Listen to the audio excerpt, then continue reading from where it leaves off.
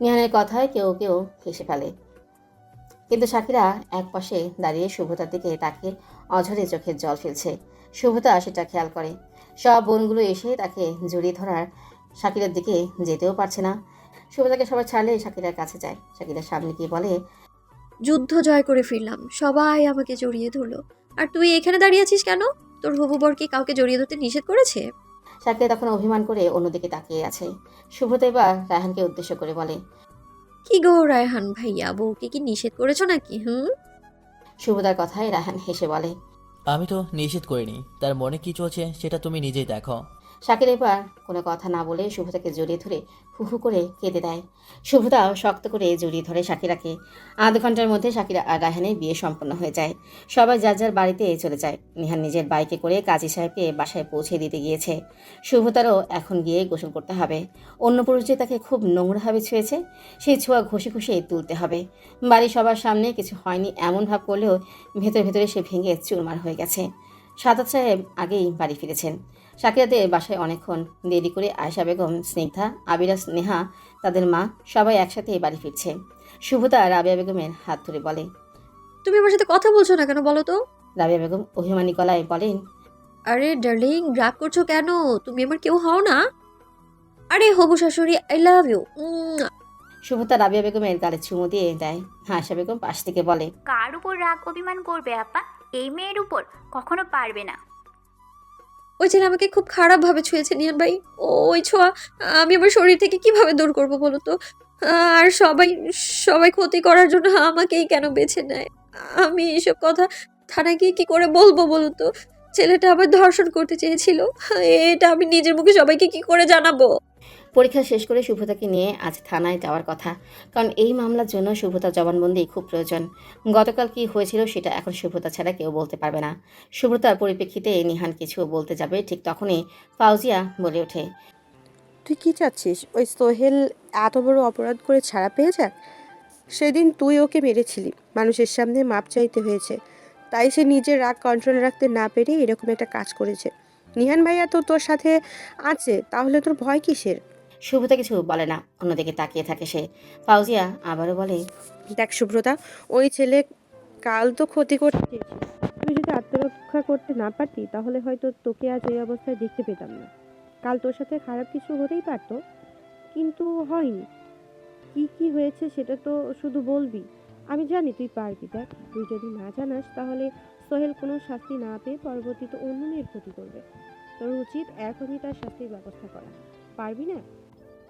আমি থানায়ও তোর পাশেই থাকবো তুই চাইলে, তোর কোনো চিন্তা নেই। তুই শুধু জবানবন্দিটা দিবি, বাকিটা আমি দেখে নিব। ওই ছেলেকে তো আমি কিছুতেই এমনি এমনি ছেড়ে দিব না। হয়তো আইন শাস্তি দিবে, নয়তো আমি। আমি যাবো নিয়ান ভাই, আমি সবটা জানাবো। ফাউজিয়া শুভতাকে জড়িয়ে ধরে বিদায় নিয়ে চলে যায়। নিহান এবার অনুমতি পেয়ে দেরি না করে শুভ্রতাকে নিয়ে থানায় রওনা দেয়। আপনার সাথে কালকে কি ঘটেছিল একদম শুরু থেকে শেষ পর্যন্ত বলবেন। পুলিশ অফিসারের প্রশ্নে শুভ্রতা নিহানের দিকে তাকায়। নিহান বলতে বলে শুভ্রতা একটা দীর্ঘ নিঃশ্বাস ফেলেই গতকালের ঘটনা বলতে শুরু করে। গাড়িতে একটা মেয়েকে বসে থাকতে দেখে আমিও গাড়িতে উঠে বসি। গাড়ি চলতে শুরু করে। পরীক্ষা শেষ হয়েছিল 5টায়। আমার ফ্রেন্ডের সাথে কথাবার্তা বলে ভার্সিটির মেইন গেট থেকে বের হয়ে গাড়িতে উঠে বসি। আমার ডিপার্টমেন্ট থেকে মেইন গেটের কাছে আসতে 10 কি 12 মিনিট সময় লাগে। গাড়িতে যাত্রী না হওয়ায় অনেকক্ষণ দেরি হচ্ছিল। এদিকে আমার চাচাতো বোনের বিয়ে, তাই তাড়াতাড়ি বাড়ি ফিরতে হবে, অথচ গাড়িও ছাড়ছে না। খুব বিরক্ত লাগছিল। ড্রাইভারকে জানাতে ড্রাইভার বলে ভাড়া বাড়িয়ে দিতে হবে, তাহলে উনি দুজনকে নিয়েই আসবেন। আমিও রাজি হয়ে যাই, কারণ আমার তাড়াতাড়ি বাড়ি ফিরতে হবে। গাড়ি ছাড়তে ছাড়তে 5টা 45। গাড়ি ছাড়ার আগ মুহূর্তে আমি একটা পানির বোতল কিনে নিই, কারণ গাড়িতে রোজা ভাঙতে হবে, সময় ছিল না। গাড়ি চলতে শুরু করে। কিছু দূর যাওয়ার পর পাশের মেয়েটা নেমে যায়। আমি গাড়িতে একা হয়ে পড়ি। গাড়ি আবার চলতে শুরু করে। কিছু দূর যেতে গাড়িতে 3জন ছেলে ওঠে। 3জনের মুখে মাস্ক পরা। একজনকে দেখে চেনা চেনা লাগছিল। তারা 3জন গাড়িতে উঠে বসে গাড়ি চলতে শুরু করে, কিন্তু সেটা আমার বাড়ির উদ্দেশ্যে না, আবারও পেছন দিকে ব্যাক করে। আমি ড্রাইভারকে চিৎকার করে বলি, গাড়ি ঘুরিয়েছেন কেন? আমাকে কোনো কথা বলার সুযোগ না দিয়ে আমার পাশে বসে ছেলেটা আমার মুখে রুমাল বেঁধে দেয়। একে একে হাত দুটো বাঁধে, পা দুটো এক করে বেঁধে দেয়। খুব অসহায় লাগছিল নিজেকে। কি করব আমি কিছু বুঝতে পারছিলাম না। আমার সাথে এমন একটা ঘটনা ঘটবে আমি কখনো কল্পনাও করতে পারিনি। গাড়িটা ফাঁকা রাস্তায় চলে যায়, যেখানে কোনো জ্যাম থাকে না। জ্যাম থাকলে তো গাড়ি থামাতে হবে, আর গাড়ি থামালেই ধরা পড়ে যাবে। তাই তারা গ্রামের ফাঁকা রাস্তা বেছে নেয়। সন্ধ্যা পার হয়ে যায়, গাড়ি এইদিক ওইদিক ঘুরতে থাকে। আমি কান্না করতেই থাকি, শুধু চোখ দিয়ে পানি পড়ে আমার, কিন্তু শব্দটা হয়তো কারো কানে পৌঁছায় না। যখন চারপাশ অন্ধকার হয়ে যায় তখন সবাই ইফতার করতে ব্যস্ত। মসজিদে সবাই পৌঁছে গেছে, বাইরে মানুষ নেই। 3জন মিলে গাড়ি থেকে আমাকে নামিয়ে ওই ভাঙা ঘরটায় নিয়ে যায়। আমাকে ঘরের মেঝেতে ফেলে রেখে 3জন বাইরে কথাবার্তা বলতে থাকে। আমি ভেতরে মেঝেতে বসে তখনও কান্না করছিলাম। আমার ভাগ্যে কি আছে সেটাই ভাবছিলাম। তখনই একজন ভেতরে আসে, বাইরে থেকে তারা দরজাটা লাগিয়ে দেয়। কাউকে ভেতরে আসতে দেখে আমি খুব ভয় পেয়ে যাই। সেই ব্যক্তি তখন আমার সামনে এসে মুখের মাস্কটা খুলে অট্ট হাসিতে ফেটে পড়ে। মাস্ক খোলার পর আমি তাকে চিনতে পারি, ওটা সোহেল ছিল। সে বলতে থাকে, খুব ইচ্ছে তাই না আমাকে দিয়ে মাফ চাওয়ানো? পুরুষ মানুষকে কি মনে হয় তোর? আর সেদিন কাকে যেন এনেছিলি, সে কি আজ তোকে আমার হাত থেকে বাঁচাতে পারবে? শুভতা এতক্ষণে একটু দম নেয়। এত কথা একটা না বলা কষ্টসাধ্য। শুভতাকে থামতে দেখে পুলিশ অফিসার বলে, তারপর তারপর কি হলো? শুভতা আবার বলা শুরু করে। আমাকে অসহায়ের মতো কাঁদতে দেখে মুখের বাঁধনটা খুলে দেয়। আমি অনুরোধ করতে থাকি যেন আমার সাথে খারাপ কিছু না করে। তখন সে বলে, আমার সাথে বাড়াবাড়ি করার সময় মনে ছিল না? ডিপার্টমেন্টে ওই দিন অনেকগুলো মানুষের সামনে গায়ে হাত তুলেছিলি, তোকে আমি ক্ষমা করব? আমি চিৎকার করতে থাকলে সে শব্দ করে হেসে বলে, এই সময় আমার হাত থেকে তোকে কেউ বাঁচাতে আসবে না। আমি চিৎকার করে কান্না করতে করতে ক্লান্ত হয়ে পড়ি। শুধু আমার মুখে গলায় স্পর্শ করতে থাকে সে। আমি শুধু ছটফট করে যাচ্ছিলাম। এক পর্যায়ে সে বলে, নিস্তেজ দেহ আমাকে শোক দিবে না। তুই চিৎকার করবি, নিজেকে রক্ষার জন্য ভিক্ষে চাইবি, তবেই তো মজা হবে। এই বলেই আমার হাতের বাঁধন, পায়ের বাঁধন খুলে দেয় সে। এটাই তার জন্য কাল হয়ে দাঁড়ায়। সে জানতো না আমি আত্মরক্ষায় পারদর্শী। সে আমার উপর ঝাঁপিয়ে পড়তেই আমি পা উপরের দিকে বাঁকা করে হাঁটু দিয়ে ওর পুরুষাঙ্গে আর তলপেটে আঘাত করি। সাথে সাথেও আমার উপর থেকে পড়ে যায় পাশে। পাশের সাথে কিছু একটা বাঁধতে, সেটা দিয়ে ওর সারা শরীর আর মাথায় আঘাত করি আমি। আর তাতেই সেন্সলেস হয়ে যায়। তারপর থেকে চিৎকার করে সাহায্য চাইতে থাকি আমি। ইশারের দিকে মনে হয় কেউ ঘরের দিকে আসছে। তখন সাহায্য চেয়েও কোনো কাজ হয় না, শরীর অসুস্থ হতে থাকে। আমি এক কোণায় বসে পড়ি। তারপর জানি না কিভাবে মাঝরাতে আমাকে ওখান থেকে উদ্ধার করা হয়। যাক, তাহলে আপনি ধর্ষণ হননি, তাই না? পুলিশ অফিসারের এমন প্রশ্নে নিহান বলে, ও তো সবটা বললো, ওরকম কিছু হলে নিশ্চয়ই বলতো। সরি স্যার, আসলে নিজের কাজ করুন, নাম্বার রেখে দিন, কোর্টে দেখা হচ্ছে। এই ছেলের সর্বোচ্চ শাস্তি আমি চাই। অপরাধ অনুযায়ী সে শাস্তি পাবে স্যার। পুলিশ অফিসারের থেকে বিদায় নিয়ে নিহান আর শুভতা বেরিয়ে যায়। তাদের এখন বাসায় ফিরতে হবে। তার আগে নিহান সিদ্ধান্ত নেয় শুভতার মন একটু ভালো করতে হবে। তাই সে বাড়ি না গিয়ে অন্য কোথাও যাওয়ার মনোভাব পোষণ করে। শুভতা আনমনেই নিহানের পাশে হাঁটতে থাকে। শুভতাকে রাস্তায় দাঁড় করিয়ে নিজের অ্যাকাউন্ট থেকে টাকা উঠায় নিহান। 500 টাকা 2টা মোটা বান্ডেলের মধ্যে থেকে একটা বান্ডেল সে নিজের হাতে রেখে একটা শুভতার হাতে দেয়। নিহান কী করছে সেটা বুঝতে না পেরে নিহানকে প্রশ্ন করে, আমাকে টাকা কেন দিচ্ছেন নিয়ান ভাই? এই টাকা তোর গিফট, কারণ জানতে চাইবে না। গিফট দেওয়ার কোনো কারণ নাই। তোর আজকে এই টাকার মাঝে যা যা কেনার ইচ্ছে কিনে নিবি। এখানে তো অনেক টাকা। কিছু কিনতে গেলে অনেক টাকা মনে হবে না। লোভ ধরিয়ে দিচ্ছেন, পরে যখন আবার অল্পতে পোষাবে না তখন কি করবেন? আমি চাইও না যে আমার ভালোবাসার মানুষের চাওয়া সীমিত হোক। তুই চাইবি তোর যখন যা কিনতে ইচ্ছা হয় আমায় বলবি, দেখবি সামর্থ্য থাকলে মুহূর্তের মধ্যে হাজির করব। আমার শুধু এই মানুষটাকেই লাগবে, যে কিনা আবদার করবে, বাচ্চাদের মতো আচরণ করবে। আবার আমি ভুল করতে গেলে আমাকে বোঝাবে, আমাকে অনেক ভালোবাসবে। জীবনে ভালো থাকতে হলে অনেক কিছু লাগে না শুভ্রা। হয়েছে, কথা বলার সুযোগ দিলেই স্কুলের হেড স্যারের মতো বক্তব্য দেওয়া শুরু করে দেয়। নিহান অবাক হয়ে জিজ্ঞেস করে, জীবনে ভালো থাকতে হলে অনেক কিছু লাগে না শুভ্রা। আমি আমার অনুভূতি জানালাম তোকে, আর তুই কিনা হেড স্যারের বক্তব্যের সাথে তুলনা করলি। এভাবে দাঁড়িয়ে কথা বলবো? ইফতারের সময় হয়ে যাচ্ছে তো, বেশি সময় নেই আর। আর আমার আর 2টা পরীক্ষা হলেই বেঁচে যাই। রোজা থেকে আর পড়তেও হবে না, পরীক্ষাও দিতে হবে না, বিন্দাস লাইফ। নিহান তার কাছে থাকা আরেকটা বান্ডেল থেকে আরও কিছু নোট শুভতার দিকে এগিয়ে দেয়। সে বলে, এগুলো রাখ। এত টাকা কেন আবার? তোর মন ভালো করতে হবে না? আমরা এখন রিক্সায় করে রেস্টুরেন্টে খাবো।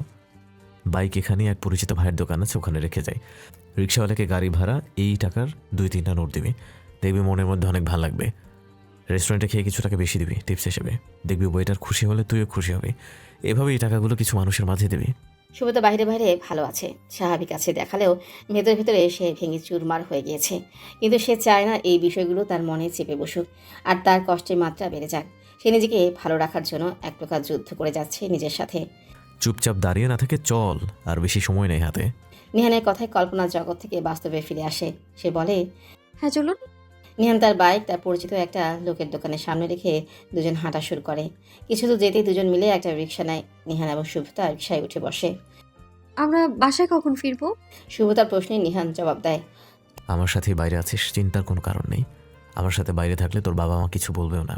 ফোন করে জানিয়ে দিলে ভালো হতো না? বাবা তো চিন্তা করবে। এই চিন্তা আপনার করতে হবে না। আমি আসার সময় বলে এসেছি আমাদের ফিরতে লেট হবে। সব সময় একদম এগিয়েই থাকেন আপনি। ভালো না? হ্যাঁ, খুব ভালো। ইফতার করার পর নিহান এবং শুভতা এসে বসেছে একটা মাঠে। এখানে সাধারণত মানুষ আসে স্ট্রিট ফুড খেতে। বিশেষ করে মেয়েরা যে খাবারগুলো পছন্দ করে সেগুলোর ব্যবস্থা করা হয় এখানে। নিহান আর শুভ্রতা বসে ফুচকা আর ঝালমুড়ির জন্য অপেক্ষা করছে। নিহান বসে ফোন টিপছে আর শুভ্রতা বসে টেবিল গুতগুতি করছে। নিহান বলে ওঠে, কি হয়েছে, এমন করছিস কেন? 6 মিনিট 40 সেকেন্ড হয়েছে, তবু ফুচকা দিয়ে গেল না কেন? আর কত অপেক্ষা করতে হবে ফুচকার জন্য? আমার আর অপেক্ষা করতে ভালো লাগছে না। আমার ঝালমুড়িও তো দেয়নি। আমি কি টেবিলে গুতাগুতি করছি? আমি ফোন নিয়ে আসলে আমিও ফোন টিপতাম। নিহান কিছু না বলেই মুচকি এসে নিজের ফোনটা প্যান্টের পকেটে রাখে। একটা ঝালমুড়ি আর 2টার ফুচকার প্লেট দেখে নিহান জিজ্ঞেস করে, 2টা ফুচকার প্লেট কেন? আমি তো খাবো না। শুভতা খুশিতে 2 হাতের তালু একে অপরের সাথে খুঁজতে খুঁজতে বলে, আপনাকে খেতে বলেছে কে? এগুলো তো আমি খাবো। 2 প্লেট কোন পেটে আটাবি শুনি? যে পেটে আটবে ওটাতেই আটাবো। আপনার তো চিন্তা করতে হবে না। নিহান কিছু বলবে তখন শুভতা হাত টেবিলে শব্দ করে রেখে বলে, থামুন, খাওয়ার সময় কোনো কথা হবে না। আনহেলদি খাবার একটু কম খেলেই হয়। চুপ থাকুন তো। এতদিন ফুচকা খাই নাই, খাওয়ার সময় বেশি জ্ঞান দিলে কিন্তু ফু দিয়ে উড়িয়ে দেব। নিহান শব্দ করে হেসে ফেলে। কি? আমাকে ফু দিয়ে উড়িয়ে দিবি? 5 ফিট 11 ইঞ্চি 75 কেজি ওজনের মানুষ কিনা তোর ফুতে উড়ে যাবে? হ্যাঁ যাবে তো। এখন বসে বসে মুড়ি খান। শুভতা একটা ফুচকা হাতে নিয়ে চামচ দিয়ে টক মিশিয়ে নেয়। টক গড়িয়ে গড়িয়ে প্লেটে পড়ছে। ওটা একেবারে মুখে নিয়ে চোখ বন্ধ করে ফেলে। নিহান তাকিয়ে শুভতার খাওয়া দেখছে। এই খাবারগুলো এত মজা করে খাওয়া যায়? শুভতা একের পর এক ফুচকা খেয়েই যাচ্ছে। শুভতা খাওয়া দেখে এবার নিহানেরও খেতে ইচ্ছে করছে। শুভতা এমনভাবে খেয়েছে দেখে মনে হয়েছে পৃথিবীর সেরা খাবার ফুচকা। শুভতা প্লেটের শেষ পিস মুখে নিয়ে নেয়। এখনও আস্ত একটা প্লেট পড়ে আছে। শুভতা খাওয়া শেষ করে বলে, আমি আর খেতে পারবো না।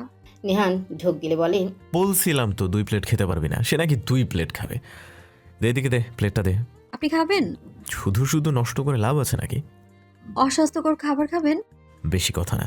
নিহান প্লেটটা নিবে তখন শুভতা প্লেটটা টেনে ধরে। সেটা দেখে নিহান বলে, কি হলো? আমি বানিয়ে দিচ্ছি, আপনি খান। আচ্ছা ঠিক আছে। খাওয়া শেষ করে বিল দিতে যায় শুভতা।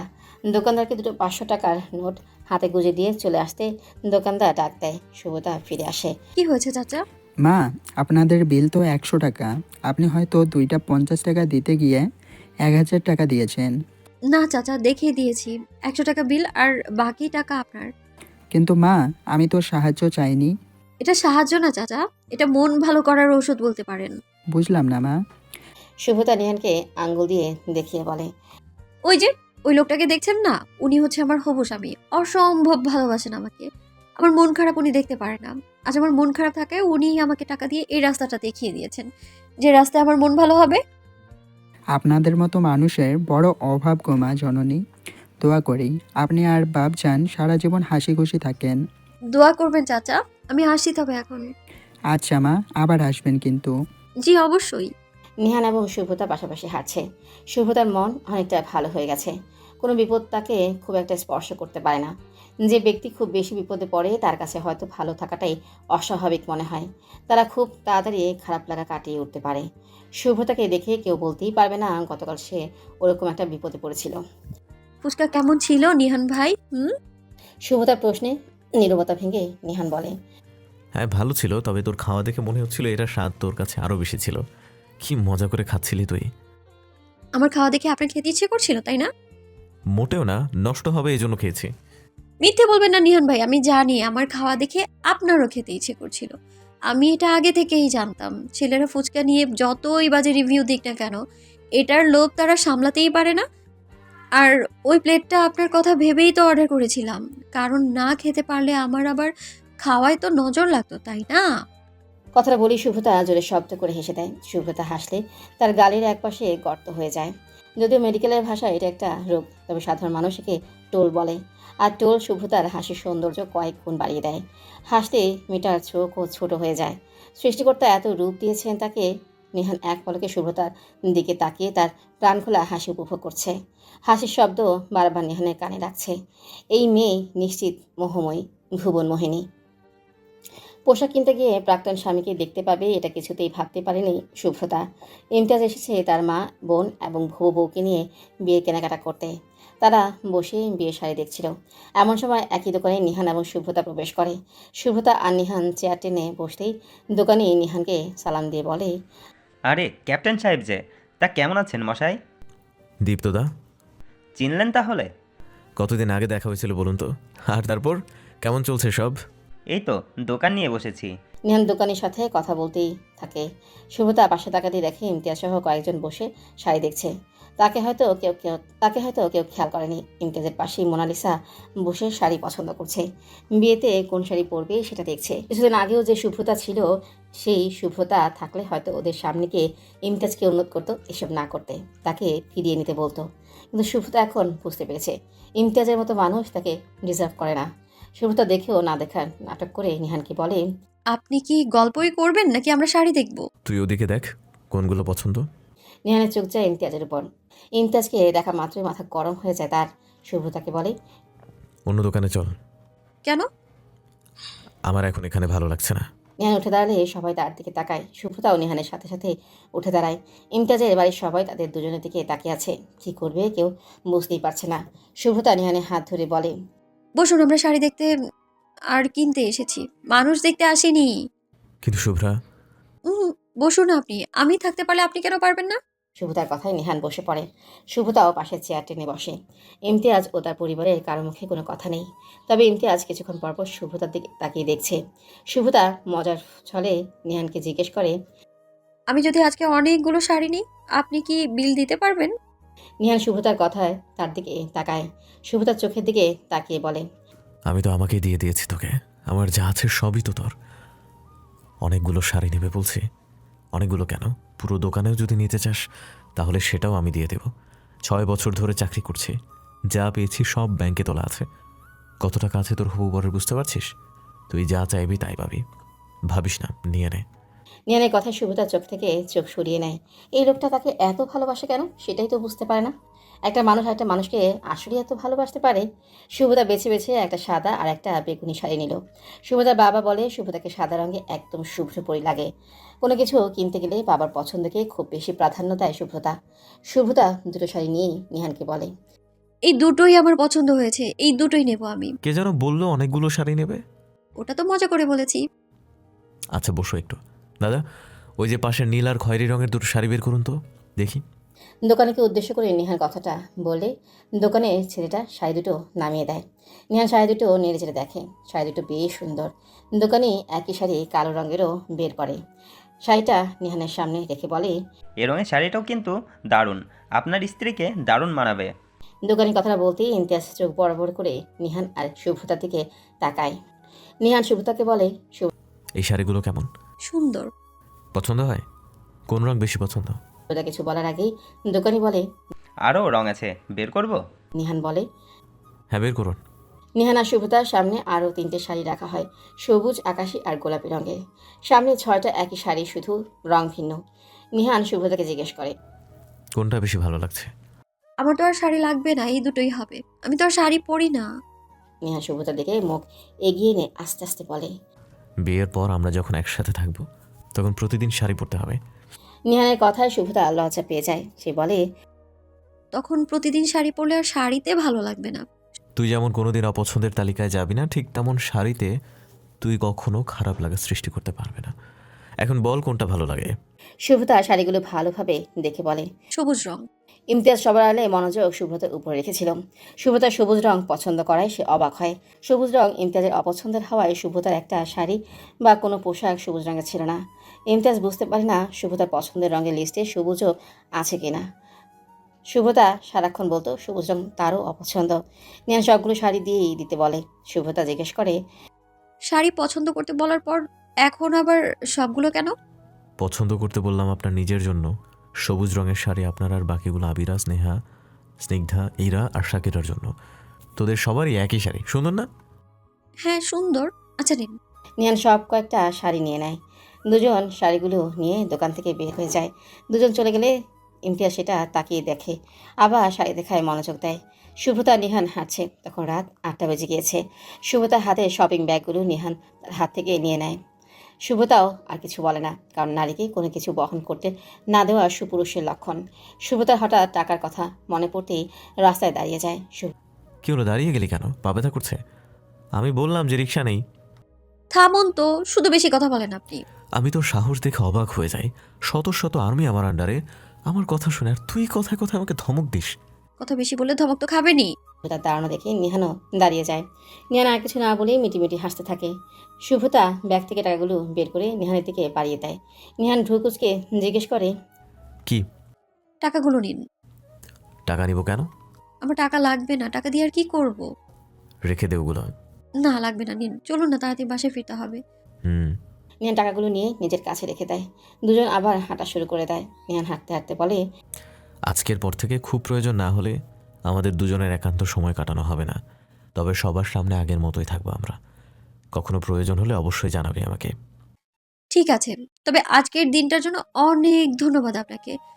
আজকের দিনটা আমার জীবনের শ্রেষ্ঠ দিনগুলোর একটা। আজকে যেমন কিছু মানুষের মুখে হাসি ফুটিয়েছি, ঠিক তেমন আমার মুখেও হাসি ফুটেছে। এর পুরো ক্রেডিট আপনার। তুই আমার হবি তো শুভ্রা। আমার ভাগ্যে কি আসলে এত ভালো? আমার কেন যেন তোর সেদিনের কথাগুলো স্বপ্ন স্বপ্ন লাগে।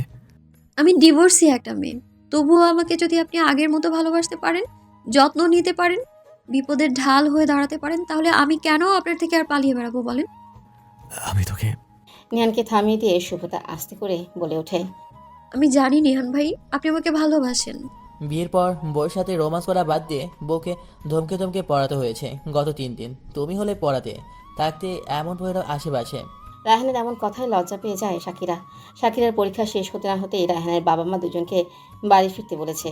সে কথা রায়হান শাকিরাকে জানাতেই শাকিরা বলে, আর 2 দিন পর গেলে হয় না?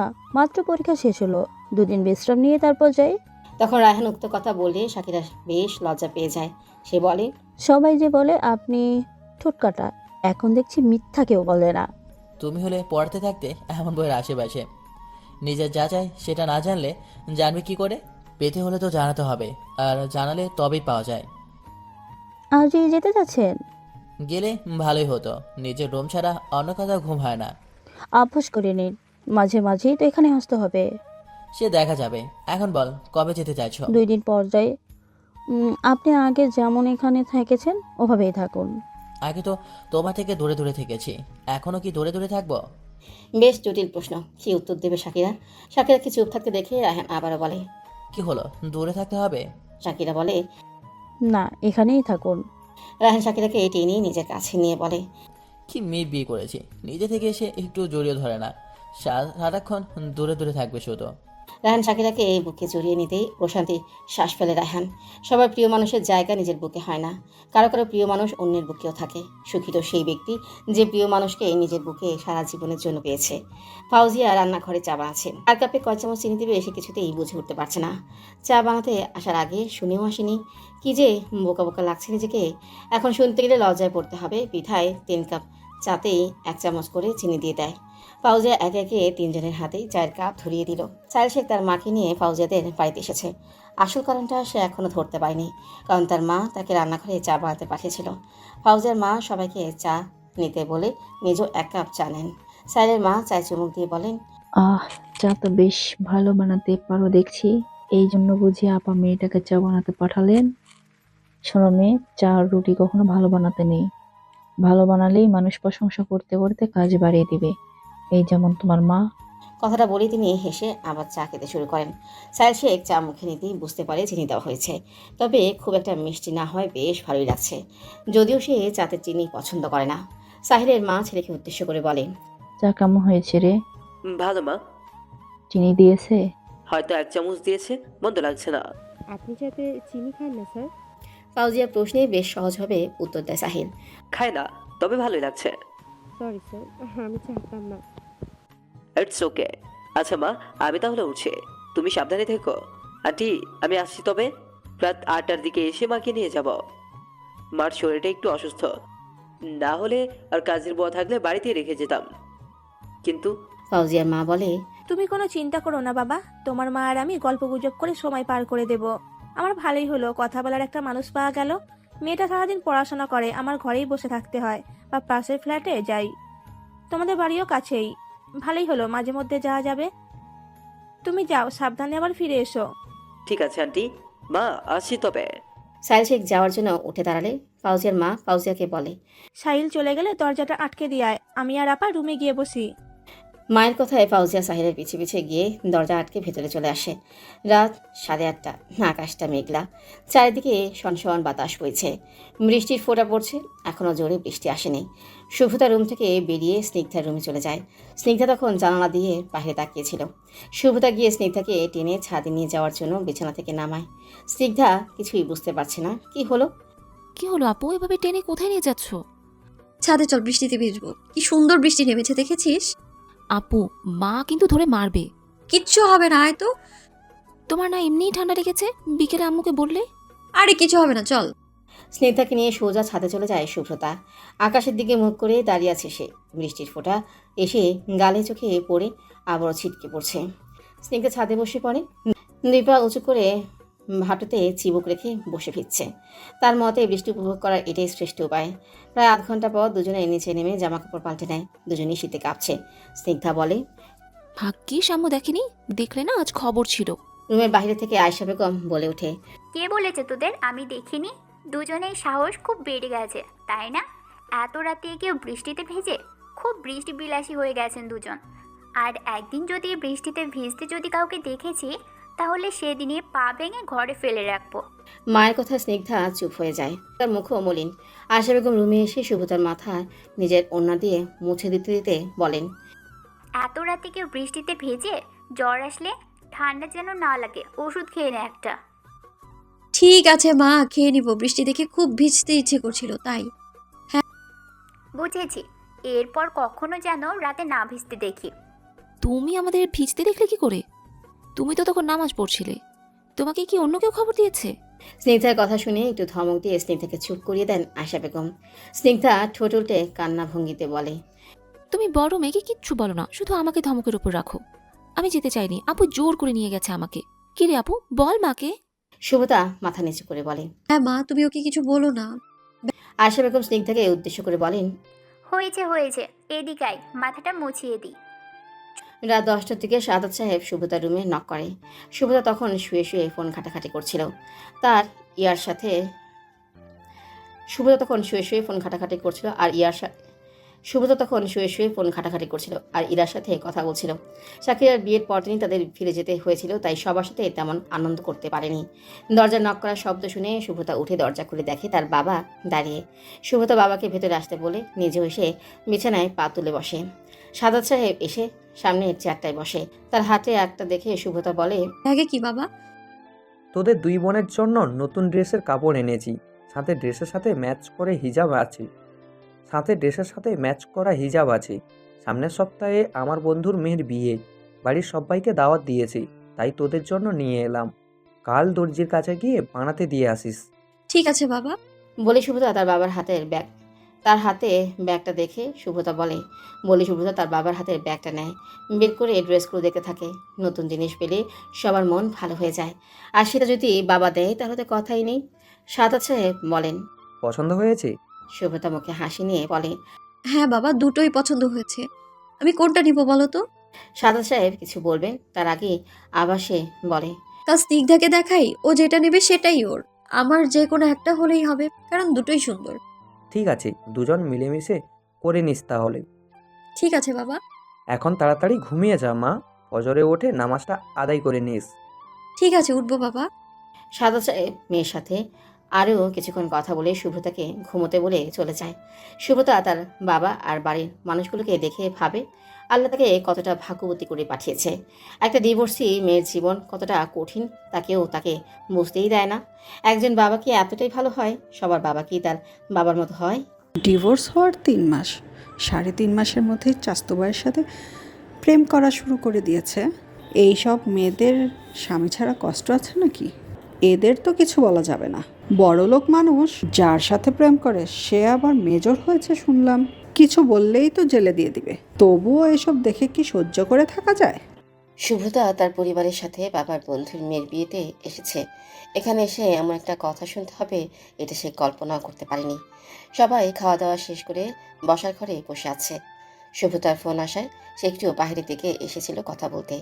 বাইরে এসে দেখে তার থেকে কয়েক হাত দূরে দাঁড়িয়ে থাকা 3জন মহিলা তাকে নিয়ে কথা বলছে।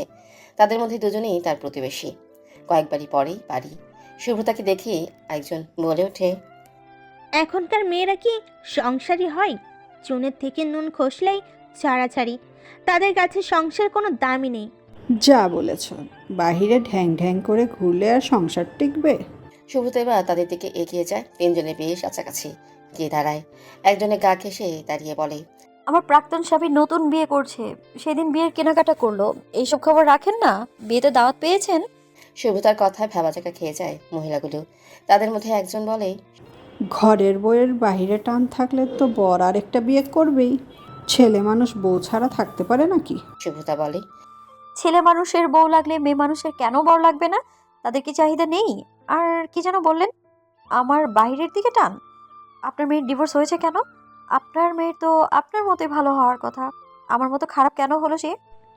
একদম মুখ সামলে কথা বলবে। আমার মেয়ের সাথে নিজের তুলনা করছো? সাহস কত তোমার? কেন আন্টি? আপনার মেয়েও তো ডিভোর্সি আর আমিও তো ডিভোর্সি। নিজের মেয়েকে নিয়ে কিছু শুনতে পারবেন না, আর অন্যের মেয়েকে নিয়ে জল ঘোলা ঠিকই করবেন। আপনার মেয়ে মেয়ে আর অন্য কারো মেয়ে মেয়ে না? ডিভোর্সের ক্ষেত্রে নিজের মেয়ে ধোয়া তুলসী পাতা আর অন্যের মেয়েকে নিম পাতা তেতো বলে গা গোলায়। আপনাদের মতো কিছু মানুষের জন্য ডিভোর্সি মেয়েরা একটু শান্তিও পায় না, ঘর থেকে বের হয় না এই ভয়ে যে সে বের হলেই আপনারা তাকে এভাবে মানসিক নির্যাতন করবেন। ডিভোর্স হলে শুধু মেয়েদের দোষ কেন দেখেন, নিজেরা মেয়ে হয়েও। কিছুক্ষণ চুপ থাকার পর একজন বলে ওঠে, আমরা শ্বশুর শাশুড়ির সাথে সংসার করেছি, উঠতে বসতে কথা শুনেছি, গায়ে পর্যন্ত হাত তুলেছি, তবুও ঘর চাইনি। আর এখনকার মেয়েরা কথায় কথায় সংসার ভাঙে। শুভ্রতার বেশ রাগ হচ্ছিল, নিজেকে অসহায়ও লাগছিল। মানুষের কাছে নিজেকে নির্দোষ প্রমাণ করা হয়তো পৃথিবীর সবচেয়ে কঠিন কাজ। নিজেকে নির্দোষ প্রমাণ করার চেয়ে সবকিছু তাদের মানসিকতার উপর ছেড়ে দেওয়া ভালো। শুভ্রতা 2 চোখ বন্ধ করে জোরে একটা শ্বাস নিয়ে বলে, আপনাদের কারো স্বামী পরকীয়া করেছে? আপনারা কেউ স্বামীকে চাকরি করে খাইয়েছেন, সংসার চালিয়েছেন? এত কিছুর পরেও স্বামী খারাপ ব্যবহার করলে কেমন লেগেছে আপনাদের? কেউ কোনো কথা বলছে না, একে অপরের মুখের দিকে চাওয়াচাই করছে। শুভ্রতা আবারও বলে, অন্য মেয়েদেরও একটু নিজের মেয়ের মতোই দেখুন আন্টি। সবসময় শাশুড়ি শাশুড়ি ভাবটা নিয়ে থাকবেন না। আমরা মেয়েরা কোনো কিছু নিয়ে ভয় না পেলেও আপনাদের মতো কিছু প্রতিবেশীদের ভীষণ ভয় পাই। সব সংসার ভাঙা যেমন মেয়ের নিজের মেয়ের দোষ থাকে না, ঠিক তেমন অন্যের মেয়েরও দোষ নাও থাকতে পারে। শুভ্রতা কথাগুলো বলেই সেখান থেকে ভেতরের দিকে চলে যায়। শুভ্রতা ভেতরে গিয়ে দেখে তার মা বাবা এবং স্নিগ্ধা একটা জায়গায় বসে আছে। শুভ্রতা এগিয়ে যেতেই একজন এসে তার সামনে দাঁড়ালো। সামনে এসে পথ আটকানোর ফলে শুভ্রতাও থেমে যায়। জি কিছু বলবেন? তুমি শাহাদাত আঙ্কেলের বড় মেয়ে না? জি। চলো চলো, এনা তোমাকে ডাকছে। এনাকে? এনাকে চেনো না? আসলে আমি কাউকে তেমন চিনি না। যার বিয়ে হচ্ছে? ও আচ্ছা, আমি তো ইশায়া নামে চিনি, সরি। ঠিক আছে, এসো আমার সাথে। মেয়েটা শুভ্রতাকে ডাকতেই মেয়েটার পিছে পিছে চলে যায়। সবার বাড়ি ফিরতে ফিরতে বেশ খানিকটা রাত হয়ে যায়। শুভ্রতা সারাদিন বাহিরে বাহিরে খুশি দেখালো, ভেতরে ভেতরে এসে ভেঙে পড়েছে। খুঁটিতে ঘুণে ধরলে ঘরটা নড়বড়ে থাকে, আর সেখানে যদি প্রচণ্ড ভারী কিছু সেখানে নিক্ষেপ করলে ঘরটা লণ্ডভণ্ড হয়ে যায়। কেন মানুষ ভাঙার জন্য নড়বড়ে ঘরগুলিই বেছে নেয়? কেন তারা ভঙ্গুর মনটাকে আরও ভেঙে দেয়? জোড়া না লাগতেই কেমন দাগ বসিয়ে দেয়। মানুষ বড় অদ্ভুত প্রাণী। শুভ্রতা বাসায় ফিরে দরজা বন্ধ করে কান্নাকাটি করছে। নিজেকে সামলে নিলেও মানুষগুলো বারবার একই ক্ষততে আঘাত করে। এত জোরালোভাবে আঘাত করে যে ব্যথা যেতেই চায় না। দরজা নক করার শব্দ পেতেই শুভ্রতার চোখের পানি মুছে নেয়। যত দুঃখ কান্না সব ঘরেতেই মানায়, বাহিরে না। রবীন্দ্রনাথ বলেছিলেন, ঘরে দম বন্ধ করে কান্না করলেও হাসি মুখেই দরজা খুলতে হয়। বাহিরের মানুষগুলো যে অত্যন্ত ভয়াবহ। শুভ্রতা স্বাভাবিক হয়ে দরজা খুলে দেয়। দরজা খুলে দেখে নিহান দাঁড়িয়ে আছে। এই লোকটাকে দেখলেই কেন যে দুঃখগুলো আজকাল সায় পেয়ে যায়। ভেতর থেকে হুড়োহুড়ি করে বেরিয়ে আসতে চায়। কত কষ্টে যে চেপে রাখতে হয়। নিহানকে রুমের ভেতরে আসতে বললে নিহান ভেতরে আসে। শুভ্রতাও ভেতরে যাওয়ার আগে মাকে দেখে। সে জানতে চায় কি হয়েছে, কিন্তু তার মা উত্তর দিতে পারে না, কারণ তিনি নিজেও জানেন না। শুভ্রতা রুমে যাওয়ার সময় এক কাপ চা ফ্লাক্স থেকে নিয়ে নেয়। নিহানের দিকে চায়ের কাপ বাড়িয়ে দিতেই নিহান সেটা নিয়ে টেবিলে রেখে বলে, বসো, কথা আছে। শুভ্রতা চেয়ার টেনে বসলেই নিহান বলে, আগামীকাল 9টার মধ্যেই তৈরি থেকো, করে যেতে হবে। ঠিক আছে। আচ্ছা তাহলে উঠি, অনেক রাত হয়েছে, ঘুমিয়ে যাও। ঠিক আছে। নিহান উঠে চলে যেতে লাগলে শুভ্রতা বলে, চা খেয়ে গেলেই পারতেন। না, এখন আর চা খাবো না। আপনার কি মন খারাপ? শুভ্রতার কথায় নিহান এবার থেমে যায়। শুভ্রতা কি করে বুঝলো তার মন খারাপের ব্যাপারে? আসলেই তো বিকেলে অফিস থেকে কল আসার পর থেকে তার মন খারাপ। নিহানকে চুপ থাকতে দেখে শুভ্রতা আবারও বলে, আপনার কি হয়েছে? মন খারাপ কেন? মন খারাপ কেন থাকবে? দেখে মনে হচ্ছে না। আপনি আমার মন খারাপ দেখতে পারেন না আর নিজের কথা বলতে চাইছেন না। নিহান কিছুক্ষণ চুপ করে থেকে বলে, আমার কল এসেছিল, সামনের সপ্তাহে চলে যেতে হবে। সময় হয়ে গিয়েছে এত তাড়াতাড়ি? হ্যাঁ, আমি চলে গেলে নিজেকে রক্ষা করতে পারবি তো? মানুষের কথায় কষ্ট পাবি না তো? নিহানের কথা শুভ্রতার মন আরও খারাপ হয়ে যায়। মানুষ যে তাকে কথায় কথায় মেরে ফেলার সুযোগে আছে। নিহান আবারও বলে, কেউ কিছু বললে চুপ করে সহ্য করবি না, যারা সহ্য করে তাদের দুঃখ বেশি। শুভ্রতা দীর্ঘ নিঃশ্বাস ফেলে বলে, আমি পারবো, আমাকে যে পারতেই হবে। আমি সহ্য করি না নিহান ভাই। তোরও কোনো কারণে মন খারাপ আজ, তাই না? আমি আসার আগে কান্না করছিলি। শুভ্রতা নিহানের কথায় বেশ অবাক হয়। দরজা খোলার সময় তো সে বেশ স্বাভাবিক হয়েই দরজাটা খুলেছিল, তাহলে নিহান বুঝলো কি করে? নিহান আবার বলে, লুকানোর দরকার নেই, তোর চোখে লালচে রং বলে দিয়েছে যে তুই কান্না করেছিস। কি হয়েছে? শুভ্রতা দুপুরের ঘটনা আর লুকোতে ইচ্ছে করছিল না। শুভ্রতা প্রথম থেকে সবটা বলে। কথা শেষ করতে গিয়ে শুভ্রতার গলা ভারী হয়ে ওঠে। নিহানের মুখের ভাবটা পরিবর্তন হয়ে যায়। প্রিয় মানুষের অপমান হয়তো কেউই সহ্য করতে পারে না। নিহান বলে ওঠে, আমাকে কল দিতে পারলি না? আমি বুঝিয়ে দিতাম দোষ কাকে বলে। নিজের সমস্যার সমাধান নিজেকেই করতে হবে। আমি নিজেই পারবো, আপনি দেখে যান। আমি বিশ্বাস করি তুই পারবি। শুধু নিজের সমস্যার সমাধান না, অন্য কেউ বিপদে পড়লে তাকেও সাহায্য করতে হবে। বড় কিছু ঘটলে আমাকে একবার ইনফর্ম করে রাখবি। আচ্ছা, আমি এখন বাসায় যাই, মাথাটা খুব ব্যথা করছে। একটা ঔষধ খেয়ে নেবেন। ঠিক আছে। আপনি সারা জীবন আমার জন্য এমন থাকবেন তো?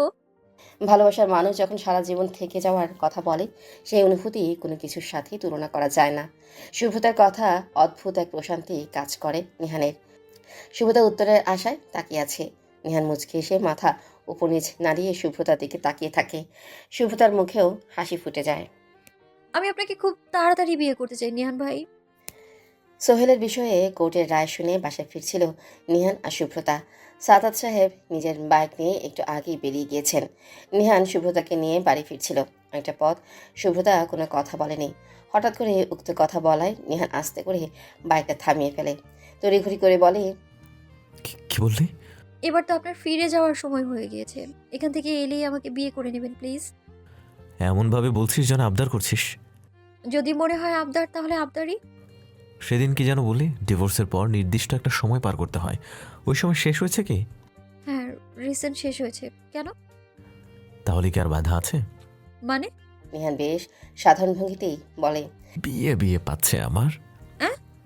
আমার প্রতিদিন মাথা ব্যথা করে, অন্যের মেয়েকে দিয়ে তার মাথা টিপিয়ে নিতে পারবো না। বউ থাকলে ভালো হতো। ধ্যাৎ, কি যে বলেন না। বউকে শাড়ি পরে কেমন লাগে দেখতে ভারী ইচ্ছে করে। ভেজা চুল থেকে চুয়ে চুয়ে পানি পড়বে, আমি আঙুলের ডগায় নিব, বউয়ের মুখে ছিটিয়ে দিব, বউয়ের মুখে পানি পড়তে চোখ বন্ধ করে নেবে। কত কিছু যে মিস করতে হচ্ছে, কত কিছু থেকে যে বঞ্চিত হচ্ছে আমি। তোমার কি উচিত হচ্ছে আমার সাথে এমন অবিচার করা? কি করা উচিত আমার এখন তাহলে? কোনো দিকে না তাকিয়ে পেছনে ছেড়ে আসা কাজে অফিসে চলে যাওয়া উচিত। সোজা সামনের দিকে চলুন, পিছনে যাওয়া নিষেধ। জানা চল, একবার গেলেই হয়ে যাবে, তোমার বাবাকে বলা লাগবে না, সে অলরেডি জামাই বলে মেনে নিয়েছে। তুমি শুধু বর বানিয়ে নাও। ইস, কি সব বলছেন? এমন ঠোঁটকাটা স্বভাবের হলেন কবে থেকে? মানুষের চরিত্র অনেক ধরন আছে, প্রয়োজন অনুযায়ী সামনে নিয়ে আসে। খুব ভালো, এখন চলুন। জীবনে অ্যাডভেঞ্চারের প্রয়োজন আছে, কিন্তু তুমি চাইলেই আজ কাজটা সেরে ফেলতে পারি। বাড়িতে সবার অবস্থা কেমন হবে ভাবতে পারছো? এত অ্যাডভেঞ্চারের প্রয়োজন নেই, বাড়ি চলুন। না মানে একটু গেলেও কিন্তু হতো। আমি কিন্তু এবার বাবাকে কল দিয়ে বলবো নিয়ে যেতে। যাচ্ছি।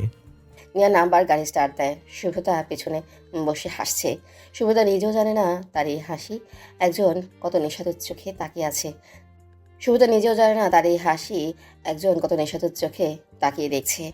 যখন তখন তার এই হাসির কারণে ঘটে যেতে পারে এই দুর্ঘটনা। আপনাকে একটা কথা বলার ছিল। শুভ্রতা কিছুক্ষণ চুপচাপ থাকার পর আবার কথাটা বলে ওঠে। নিহান সামনে থেকে বলে, হ্যাঁ শুনছি। আগে বলুন, রেগে যাবেন না? আর রাখবেনই বা কেন? আপনি নিজেই তো আমার পেছনে পড়ে আছেন, বিয়ে করার জন্য উঠে পড়ে লেগেছেন। কি বলবেন সেটা বলুন, কথায় কথায় এমন অপমান করবেন না। অপমান করলাম? তা নয় তো কি। আচ্ছা বাদ দিন, আসল কথা বলি। হ্যাঁ সেটাই ভালো। আবিরাপুর বিয়ের ব্যাপারে ভেবেছেন কিছু? কেন ঘটকালি করবেন নাকি? হ্যাঁ, ওই রকমই কিছু একটা। কি কিছু একটা? বাবা ওর জন্য ছেলে খুঁজে রেখেছে। আমার কথা তো শুনবেন। বলো। আমার ভার্সিটির ওখানে একটা ডক্টর আছে, আবিরাপুকে পছন্দ করে। পছন্দ করতেই পারে। পছন্দ করে বলতে ভালোবাসে। মানে? গলা এমন কেন হয়ে গেল? কাহিনী কি সেটা বলো। ওই তো আবির আপুকে একজন পছন্দ করে, সে একজন ডক্টর। 2-1 দিনেই হয়তো আপুকে দেখতে আসার অনুমতি চাইবে। সবার অধিকার আছে ভালোবাসার মানুষের সাথে থাকার। আমি আশা করব আপনি বিষয়টা বুঝবেন। অভিক ভাইয়া খুব ভালো একজন মানুষ। ও আচ্ছা তাই বলুন, আপনি সবকিছু জেনে বসে আছেন। হ্যাঁ জানি, আমি জানি বলেই আপনি জানলেন। আমি না জানলে তো আর জানতেন না, তাই না? হ্যাঁ জানিয়ে খুব উপকার করলেন। এভাবে কেন বলছেন? নিহান আর কোনো কথার জবাব দেয়নি। শুভ্রতা আরও কিছু কথা বলে নিহানকেও কথা বলাতে পারেনি। মনে মনে কত কথা শুনিয়েছে সে। নিজে যাকে ভালোবাসে তাকে বিয়ে করতে কত কিছু করছে, আর বোনের বেলায় সব ভাইয়েরাই ভিলেন হয়ে যায়। সাদা সাহেব বাসায় ফিরেননি, তিনি কোর্ট থেকে সোজা অফিসে গিয়েছেন। এদিকে আয়শা বেগম চিন্তায় আছেন শরীরের কী গতি হলো সেটা জানার জন্য। তিনি বারবার শুভ্রতা আর নিহানকে কল দিয়েই যাচ্ছেন, কিন্তু কেউ কল রিসিভ করছে না। এখন পরপর বাড়ির বাহিরের বড় উঠোনটায় এসে এসে ঘুরে যাচ্ছেন। রাস্তার দিকে উকি দিয়ে দেখছেন আসছে কিনা তারা। বাড়ি থেকে এবার বের হবেন, অমনি শুভ্রতার সাথে দেখা। তিনি কিছু বলবেন, তখনই শুভ্রতা বলে, মা খুব পানি পিপাসা পেয়েছে, একটু পানি খাওয়াও তো, আমি রুমেই আছি। আচ্ছা ঠিক আছে, রুমে গিয়ে বস, আমি পানি নিয়ে আসছি। বলি আয়শা বেগম আনতে চান। শুভ্রতা রুমে গিয়ে বোরখার হিজাব খুলে ফ্যান ছেড়ে বিছানায় শুয়ে পড়ে। আয়শা বেগম মিনিট 2-এর মাঝে এক গ্লাস ঠান্ডা পানি নিয়ে মেয়ের রুমে উপস্থিত হন। শুভ্রতাকে পানি দিলে সে খেয়ে নেয়। আয়শা বেগম বলেন, এখন বল তো কি হলো? আদালতের রায়। হ্যাঁ। 7 বছরের সশ্রম কারাদণ্ড দিয়েছে। যাক আলহামদুলিল্লাহ, আরও বেশি দেওয়া উচিত ছিল। সবাই শিক্ষা পাক। অপরাধের শাস্তি যত বাড়বে অপরাধ তত কমবে। আচ্ছা তুই থাক, ফ্রেশ হয়ে নে, আমি একটু নিহানদের বাড়ি থেকে আসি। ওখানে কেন? আপা একটু ডাকলো। কি কারণে ডেকেছে বলেনি? না। আচ্ছা যাও। রাবিয়া বেগম ছেলেকে আসতে দেখে এক গ্লাস ঠান্ডা শরবত বানিয়ে রুমে নিয়ে গেলেন। নিহান ততক্ষণে গোসলে চলে গিয়েছে। তিনি শরবতটা টেবিলে রেখে বিছানায় বসেন। নিহান তোয়ালে দিয়ে মাথা মুছতে মুছতে ওয়াশরুম থেকে বের হয়ে রুমে নিজের মাকে দেখে বলে ওঠে, কি মা এখানে কেন? ছেলের রুমে আসতে কারণ লাগে নাকি? না সেটা না, এসে বসে আছো একা একা তাই বললাম। তোর জন্য ঠান্ডা শরবত নিয়ে এসেছিলাম, এসে দেখি তুই গোসলে গিয়েছিস। আচ্ছা দাও। নিহান গ্লাসটা নিয়ে শরবত খেতে থাকে। সে মায়ের মুখ দেখে বুঝতে পারছে রাবিয়া বেগম কিছু একটা বলতে এসেছে। নিহান শরবত শেষ করে বলে, মা আমি চাচ্ছিলাম যাওয়ার আগেই শুভ্রাকে বিয়ে করে রেখে যেতে। নিহানের কথায় রাবিয়া বেগমের মুখ আরো বেশি মলিন হয়ে যায়। তিনি আমতা আমতা করে বলেন, সুব্রতাকে বিয়ে না করলে হয় না বাবা? নিহান বেশ অবাক হয় মায়ের কথায়। যেই মা এতদিন তার পাশে ছিল, আর যখন ভালোবাসার মানুষকে পাওয়ার সময় হয়ে গিয়েছে তখন কিনা এসব বলছে। উৎকণ্ঠিত হয়ে নিহান বলে ওঠে, এসব কি বলছো মা? আমি ওকে ভালোবাসি, এতগুলো বছর আমি অপেক্ষা করেছি, আর এখন যখন ওকে পাবার সময় হয়েছে তখন তুমি এসব বলছো? আমার কোনো আপত্তি নেই বাবা, আশেপাশে মানুষ ভালো চোখে দেখছে না। আশেপাশের মানুষকে 2 বেলা খাওয়াতে আসবে, প্রতিবেশী কাজই তো ওগুলো। এখন আল্লাহ না করুক শুভ্রার জায়গায় যদি আবিরা বা নেহা থাকতো তাহলে কি করতে বলো? চাইতে না তোমার মেয়ে ভালো কাউকে বিয়ে করে সুখী হোক? প্রথম বিয়েতে কারো কপালে সুখ নাই থাকতে পারে, তাই বলে কি সে ভালো থাকার অধিকার হারাবে? আমাকে ভুল বুঝিস না, আমি চাই তুই ভালো থাক। সুব্রতাকে আমি যথেষ্ট ভালোবাসি। নিহান বুঝতে পারে এগুলো তার মায়ের কথা না। আশেপাশে কেউ হয়তো বাড়ি এসে এসব বলেছে। সে মায়ের পাশে গিয়ে বসে পাশ থেকে জড়িয়ে ধরে বলে, মা আমি আজ বাবার সাথে কথা বলবো। আমি চলে যাওয়ার আগেই শুভ্রাকে বিয়ে করতে চাই। সেদিন তো বললে কয়েক মাস পর বিয়ে করবি, শুভ্রা 3rd ইয়ারে উঠলে। আর এখন তো আত্মীয়দের দাওয়াত দেওয়া সম্ভব না, তোর বাবাও আসবে কয়েকদিনের মধ্যে। এখনই কোনো অনুষ্ঠান হবে না মা, শুধু বাড়ির মানুষ থাকলেই হবে। আচ্ছা আমি দেখছি তোর বাবার সাথে কথা বলে। ঠিক আছে মা। রাবেয়া বেগম গ্লাসটা নিয়ে রুম থেকে চলে যান। নিহানের কল আসায় বারান্দায় চলে যায়। আবিরা ফোনে কথা বলার সময় নিহান দরজা নক করে। সে তখন অভিকের সাথে কথা বলছিল কোনো একটা বিষয় নিয়ে। নিহানের গলা শুনতেই আবিরা ফোনটা বিছানায় উপর ছুঁড়ে মারে। তাড়াতাড়ি করে দরজার সামনে গিয়ে ম্লান হাসি দেয়। নিহান রুমের ভেতরে এসে বিছানার দিকে এগিয়ে যেতেই আবিরার মনে পড়ে সে কল কাটতেই ভুলে গিয়েছে। নিশ্চয়ই অভিক ফোনের ওপাশ থেকে কথা বলেই যাচ্ছে। নিহানকে এগোতে দেখে আবিরা ভয়ে বারবার শুকনো ঠোক গিলছে। নিহান গিয়ে বিছানায় বসে। আবিরার দিকে তাকিয়ে বলে, কারোর সাথে কথা বলছিলে? না না, না তো ভাইয়া। আমাকে দেখে ফোন ছুঁড়ে মারলি কেন? চুরি কেন মারবো? নিহান ফোনটা হাতে নেয়। অভিক এতক্ষণে কল কেটে দিয়েছে। নিহান কল লিস্ট চেক করে আবিরার দিকে তাকায়। আবিরা তখন ভয় কাছে। নিহান ফোনটা রেখে বলে, অভিক্ষে। আবিরার গলা দিয়ে আর কোনো কথাই বের হচ্ছে না। ভয় তার গলা ভারী হয়ে এসেছে। কি বলবে বুঝতেই পারছে না। এক হাতের আঙ্গুল আর এক হাত দিয়ে নাচছে। নিহান আবারও বলে, কে অভিক? আবিরা আমতা আমতা করে বলে, ভাইয়া উনি ডাক্তার। তুই অসুস্থ? না মানে। কি? আবিরা আবারও চুপ হয়ে যায়। কি বলবে সে এখন? এই সুযোগে কি অভিকের কথা বলে দেওয়া উচিত? কিন্তু কীভাবে কি শুরু করবে সে? নিহান বলে ওঠে, অভিককে বলবি ওর বাবা মাকে নিয়ে যেন এই বাড়িতে আসে। বাবার আসতে বেশি দেরি নেই, কয়েকটা দিন মাত্র। ভাইয়া তুমি অভিকের কথা কিভাবে জানলে? সেটা আপনার জানতে হবে না, যেটা বললাম সেটা কর। তুমি রাজি? তারা আসুক, দেখি কেমন, তারপর তো অপছন্দ পছন্দের বিষয়। ঠিক আছে। নিহান ফোনটা আবিরার দিকে এগিয়ে দিয়ে বলে, তাকে কল করে বলে দিবি বিয়ের আগে কোনো প্রেম না। বিয়ের আগে প্রেম করলে বিয়ের পর সেই স্নিগ্ধ ভালোবাসাটা থাকে না।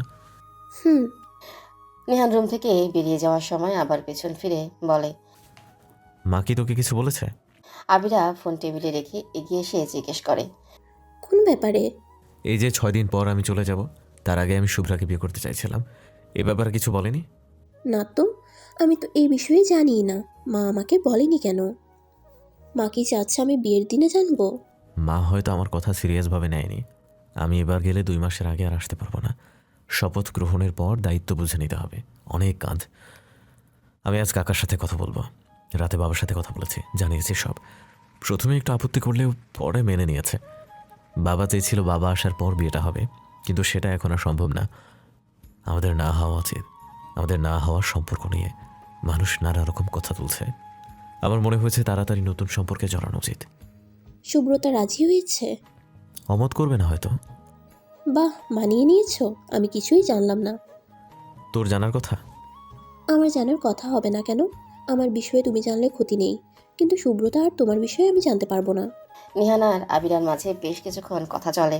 আবিরা তার ভাইকে খুব ভয় পায়, অথচ মাঝে মাঝে এমন কথাবার্তা দুজন বলেই যেন তারা একে অপরের সাথে ভীষণ ফ্রি। তবে ছোটবেলা থেকে ভাইয়ের সাথে অনেক মজা করা হলেও নিজের কথাগুলো শেয়ার করতে পারেনি। কোনো ছেলে ডিস্টার্ব করলেও সেই কথা নিহানকে বলতে এসে কান্না করে ফেলতো। সাদাত সাহেবকে রাইতে না পেয়ে নিহান অফিসে এসেছে দেখা করতে।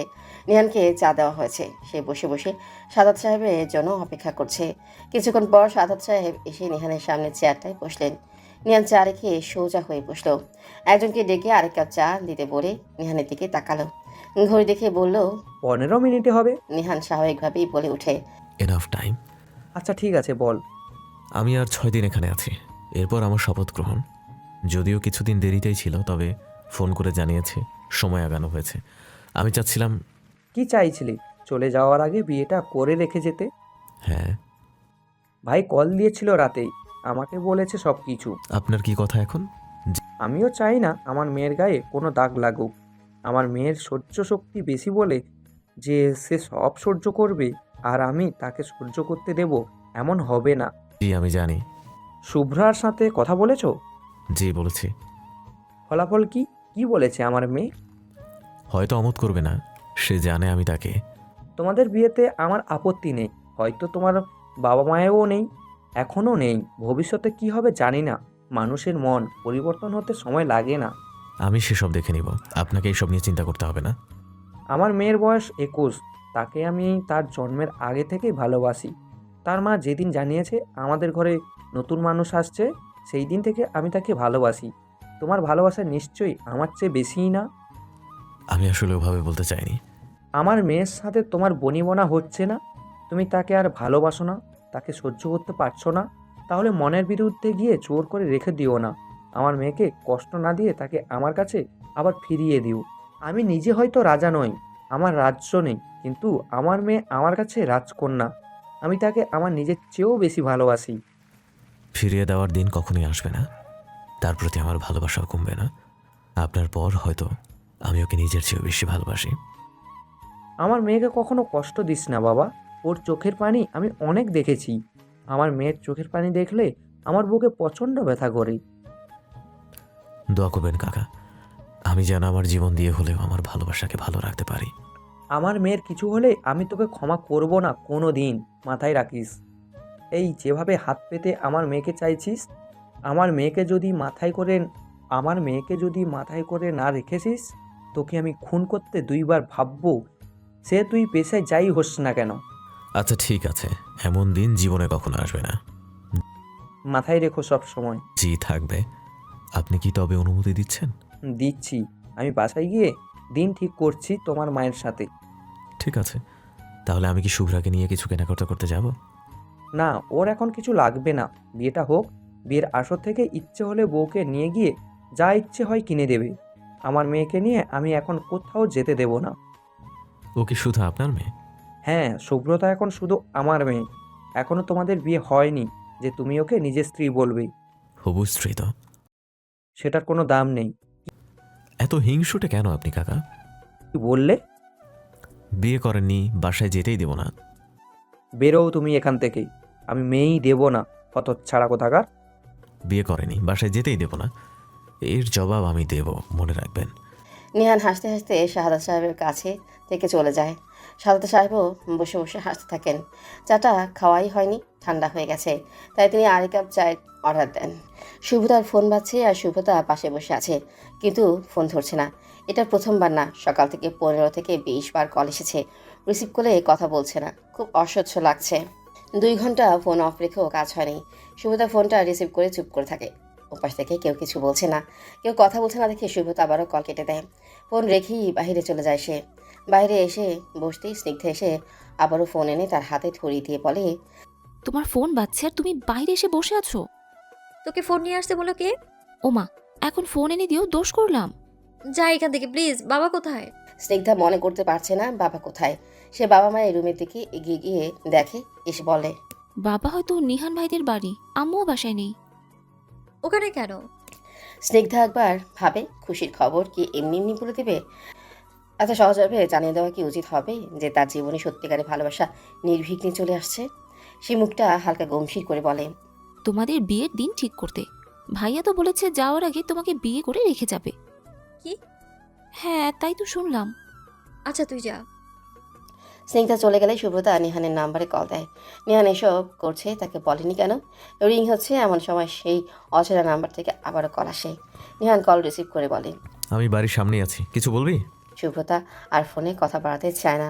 সে নিহানকে বাড়িতেই আসতে বলে। ফোনে কথা বলার চেয়ে সরাসরি কথা বলাটা হয়তো সবচেয়ে ভালো হবে। শুভ্রতা ফোন রেখে নিহানের জন্য অপেক্ষা করতে থাকে। নিহান কিছুক্ষণের মধ্যেই চলে আসে। এসে দেখে শুভ্রতা এদিক থেকে ওদিকে হাঁটাহাঁটি করছে। সে শুভ্রতার দিকে এগিয়ে যায়। কি হয়েছে? শুভ্রতা হাঁটাহাঁটি দাঁড়িয়ে যায়। নিহান তার সামনে দাঁড়িয়ে আছে। শুভ্রতার জন্য আগে থেকে কোনো কথা বলার জন্য তার নিহানের উপর রাগ হওয়ার দরকার, কিন্তু রাগ হচ্ছে না। কেমন অনুভূতি হচ্ছে সে নিজেও জানে না। সে নির্জীব কণ্ঠে বলে, আমাদের বিয়ের তারিখ ঠিক হচ্ছে আর আমি জানি না কেন। যদিও আমি আপনাকে সেদিন বলেছিলাম আমি তাড়াতাড়ি বিয়ে করতে চাই, কিন্তু সেটা মানুষের কথা থেকে বাঁচতে। আমার মনে হয় বিয়েটা এত জলদি করলে লোকে আরো নানা রকম কথা বলবে। নিহান বুঝতে পারছে না শুভ্রতা কি বলতে চাইছে। সে কি মত পাল্টে ফেলেছে? সে বলে, তুই মানুষের কথা কবে থেকে শুনতে শুরু করলি? সমাজে থাকতে গেলে, একসাথে বাঁচতে গেলে শুনতে হয়। কথা খারাপ লাগলে সেটার জবাবও দেয়া যায়। পৃথিবীর সবাই সবকিছু মুখ বুঝে সহ্য করে না শুভ্রা। তুই অনেক ভাগ্য করে জন্মেছিস। তোর ভাগ্য এত ভালো না হলে তোর বাবা এত ভালো হতো না। আবার এ বাড়ির মানুষকে দেখ, তোকে নিয়ে কেউ কোনোদিন কোনো বাজে মন্তব্যও করেনি। তারা তোকে বোঝে। এমন ভাগ্য কজনের হয় বলতো? শুভ্রতা নিহানের কথা শুনে কিছুক্ষণ চুপ করে থেকে বলে ওঠে, আমি এটা মানি, আমি খুব ভাগ্যবতী। আমি যাদের নিজের মানুষ বলে জানি তারা সবাই আমাকে ভালোবাসে। আর একজন তো সবকিছুর বিরুদ্ধে গিয়ে আমাকে পেতে চায়, তাকে আর অপেক্ষা করাতে চাই না আমি। শুভতা কিছুক্ষণ থেমে আবারও বলে। আচ্ছা, এক হওয়া যদি আমাদের ভাগ্যে না থাকে তবে? কথাটা শোনা মাত্র নিহানের বুকের ভিতর কেমন একটা করে ওঠে। সম্ভবত চিনচিন ব্যথা অনুভূত হয়।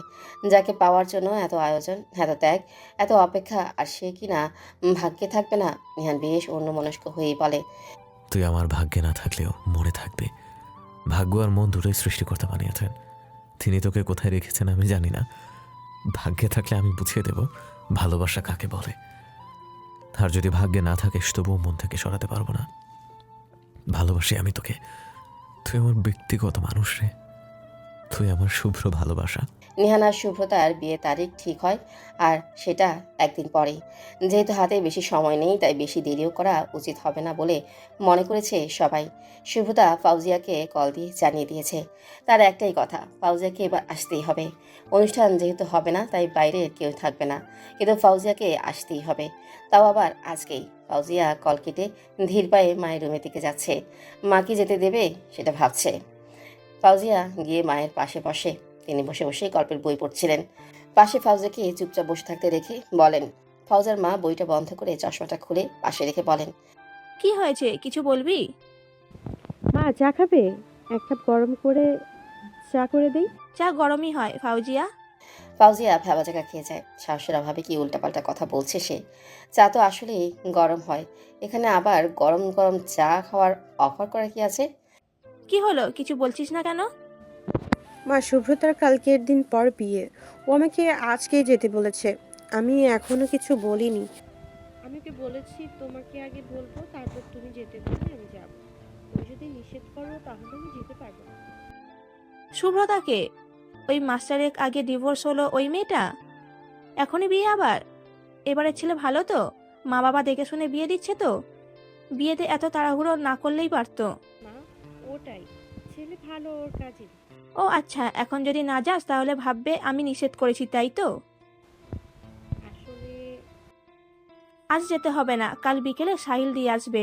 একা একা যেতে হবে না অত দূর, রাস্তা তো আর কম না, ঘন্টাখানেকের পথ। তুই একা কোথাও যাস না, যেতেও হবে না। আর তাছাড়া বাড়িও তো চিনিস না। মায়ের কথা ফাউজিয়াকে বেশ অবাক করে দেয়। সাহেল সে কেন যাবে তার সাথে? সে বলেই বসে। আমার সাথে স্যার কেন যাবে মা? তার মা বেশ স্বাভাবিক ভঙ্গিতেই বলে। কারণ খুব তাড়াতাড়ি তোমাদের বিয়ে হবে। মায়ের কথা শুনে যেন আকাশ থেকে পড়লো ফাউজিয়া। বিয়ে মানে? তো আবার তার ভার্সিটি প্রফেসরের সাথে? এটা কিভাবে সম্ভব হতে পারে? সে তো স্যারকে শুধু স্যারের নজরেই দেখে। তার মা এসব কি বলছে? নিজেকে সামলে নিয়ে মাকে জিজ্ঞেস করে। কি বলছো মা? দুনিয়াতে কি ছেলের অভাব পড়েছে যে এখন নিজের স্যারকে বিয়ে করতে হবে? এসব ভুলেও মাথায় নিয়ে আসবে না মা। উনি আমার স্যার হয়। স্যার মানে স্যার, বাড়ির কাছাকাছি, তাই হয়তো একটু যাতায়াত হয়। তাও তোমার সূত্রে। খবরদার এসব বলো না।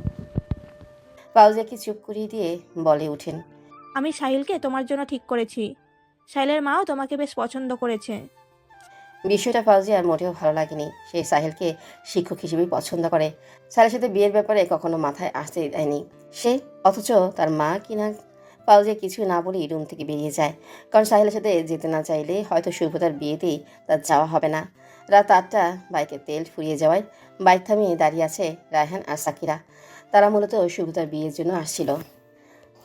বাইকে যতটুকু তেল ছিল, রায়হান ভেবেছিল বাড়ি পৌঁছে যাবে, কিন্তু বিপত্তি ঘটলো কিছুতে এসেই। সাকিরা আবদার করলো সোজা রাস্তা দিয়ে নয়, সে ভেতরের রাস্তা দিয়ে যাবে, তাহলে অনেকক্ষণ একটু ঘোরাঘুরি হবে।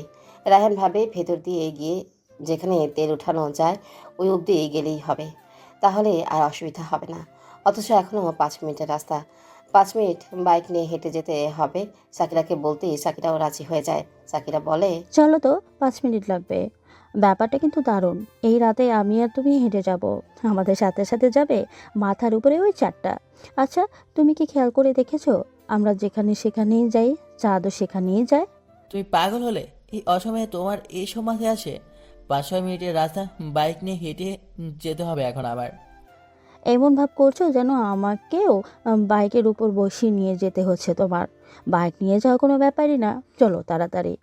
এখানে দাঁড়িয়ে থাকলে কিছুই হবে না। রায়হান আর সাকিরা দুজন হাঁটা শুরু করে। সাকিরা রায়হানের অবস্থা দেখে মুখ টিপে হাসছে। দুজন হাঁটছে। প্রতি সেকেন্ডে। রাস্তা কমছে, মাথার উপরে চারটা তাদের সঙ্গ দিচ্ছে। যদিও শাকিরার বাড়ি ফেরার তাড়া আছে, তবুও তার মন গেয়ে উঠতে চাইছে।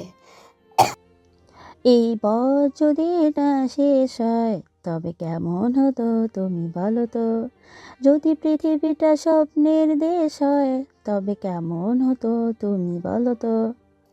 রাত 11টায় ইরা বসে বসে কান্না করছিল। কিছুক্ষণ আগেই স্নিগ্ধার কল এসেছিল। সেখান থেকে জানতে পেরেছে শুভ্রতা আর নিহানের বিয়ের ব্যাপারে। তখনই স্নিগ্ধার সাথে কথা বলতে গলা ভারী হয়ে আসছিল তার। পছন্দের মানুষের বিয়ের খবর শুনলে কেমন অনুভব হওয়ার কথা। মুখটা কেমন শূন্য হয়ে যায়, মাথার সব কিছু এলোমেলো হয়ে যায়। ইরার এমনই লাগছে, তার ভীষণ কান্না পাচ্ছে। সে আলমারি থেকে একটা শাড়ি বের করে গায়ে জড়িয়ে মেঝেতে বসে পড়ে। নিহানের কথা মনে পড়তেই থাকে। ইরা ফুপিয়ে ফুপিয়ে কান্না করছে। নিহানকে বলে দিতে ইচ্ছে করছে, প্লিজ আপনি বিয়েটা করবেন না। আপনি এই বিয়েটা কিভাবে করতে পারেন? আমি আপনাকে ভালোবাসি। ভালোবাসার মানুষকে কোনো নারী অন্য কারোর সাথে দেখতে পারে না। ইরা কথাগুলো গিলে নিয়ে জোরে একটা চিৎকার দেয়। মেঝে থেকে উঠে শাড়িটা ছুঁড়ে ফেলে জিনিসপত্র ভাঙতে শুরু করে। প্রচণ্ড আওয়াজে ইরার বাবা মা চলে আসে। বাইরে থেকে তারা দরজা ধাক্কাচ্ছে, আর ইরা ভেতর থেকে জিনিসপত্র ভেঙেই চলেছে। কিছুক্ষণ পর ঘরের মধ্যকার শব্দ থেমে যায়। স্পষ্ট শোনা যাচ্ছে এরা চিৎকার করে করে কান্নাকাটি করছে। ইরার বাবা মা বেশ চিন্তিত। তারা দরজা ধাক্কাচ্ছে আর একে অপরকে দেখছে। কিছুক্ষণ পর সব কিছু একদম নীরব হয়ে যায়। রুমে কোনো সারা শব্দ নেই। আমজাদ সাহেব বলে ওঠেন। মাফিয়া বেগম রাগান্বিত স্বরে বলে ওঠেন, এরা তুই কি দরজা খুলবি নাকি দরজা ভাঙবে?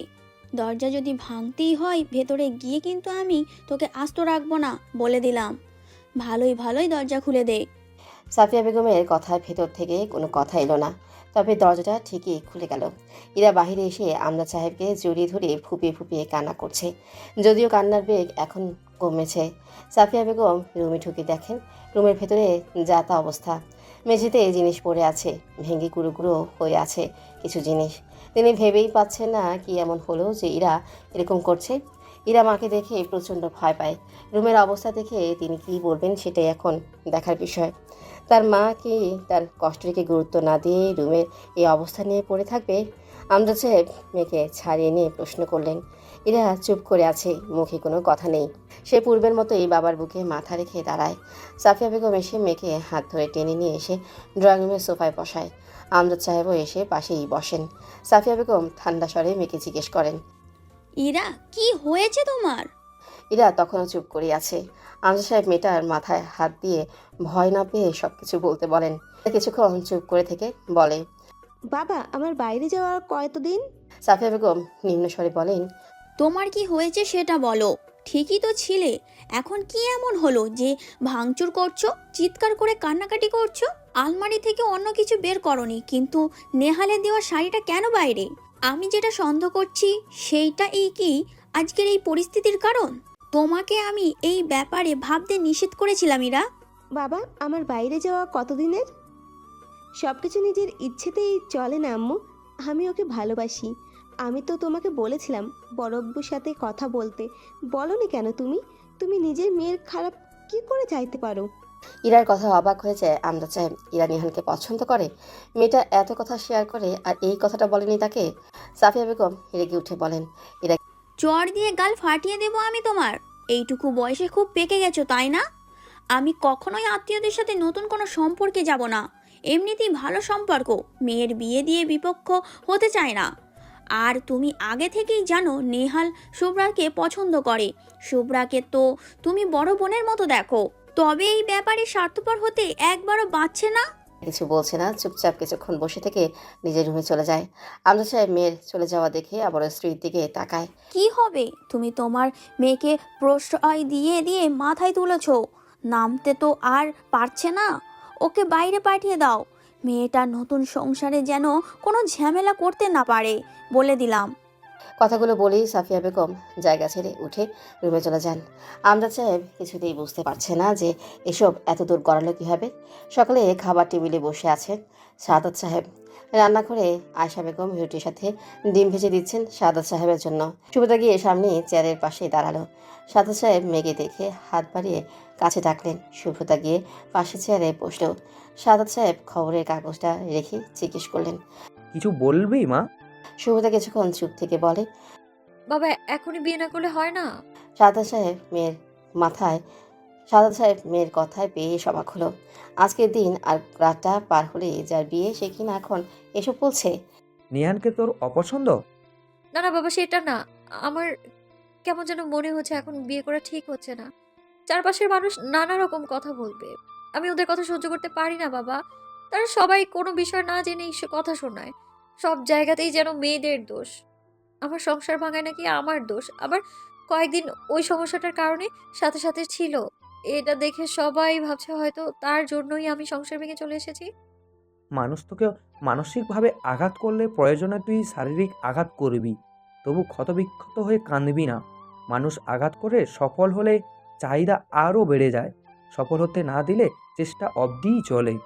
আঘাত করে উঠতে পারে না, আঘাতের পরিবর্তে আঘাত করবি, চোখের পানি ফেলবি না। লোকে বলে না, ব্যথার উপর ব্যথা দিলে ব্যথা কমে যায়। তুই আঘাত পেলে পাল্টা আঘাত করে প্রতিপক্ষকে বুঝিয়ে দিবি তুই অবলা নারী না, তোকে চাইলেও ভেঙে গুড়িয়ে দেওয়া যায় না। কিন্তু বাবা সবসময় নিজেকে শক্ত রাখা যায় না তো। সব সময় শক্ত থাকতে হবে, কিছু সময় শক্ত আর কিছু সময় নরম হলে মানুষ সব বুঝে আঘাতটা করবেই। সব সময় পাথরের মতো কঠিন থাকবি, যেন যারা আঘাত করতে আসবে তারা নিজেরাই যেন আঘাত হয়। তুই মানুষকে আর তাদের কথাতে যত গুরুত্ব দিবি তত বেশি আঘাত পাবি রে মা। ভালো থাকার জন্য নিজের মন যা বলে তাই করবি। তোর মন কখনো ভুল বলবে না ইনশাআল্লাহ। অন্যায়ের সাথে কখনো আপোষ করবি না। প্রথম আঘাতেই বুঝিয়ে দিবি তুই সহ্য করার মেয়ে না। সুব্রতা উপর নিচ মাথা ঝাঁকিয়ে সায় দেয়। এটাই তার বাবা। মন খারাপে যে মানুষটা সবসময় সঙ্গ দিয়েছে, আঘাতে আঘাতে ক্ষতবিক্ষত হয়ে যাওয়ার পথে এভাবে সাহস হয়ে দেখা দিয়েছে। দুঃখ নামক বৃষ্টির ফোঁটা পড়ার আগে ছাতা হয়ে দেখা দিয়েছে। স্যার আমি আপনাকে কেন বিয়ে করব?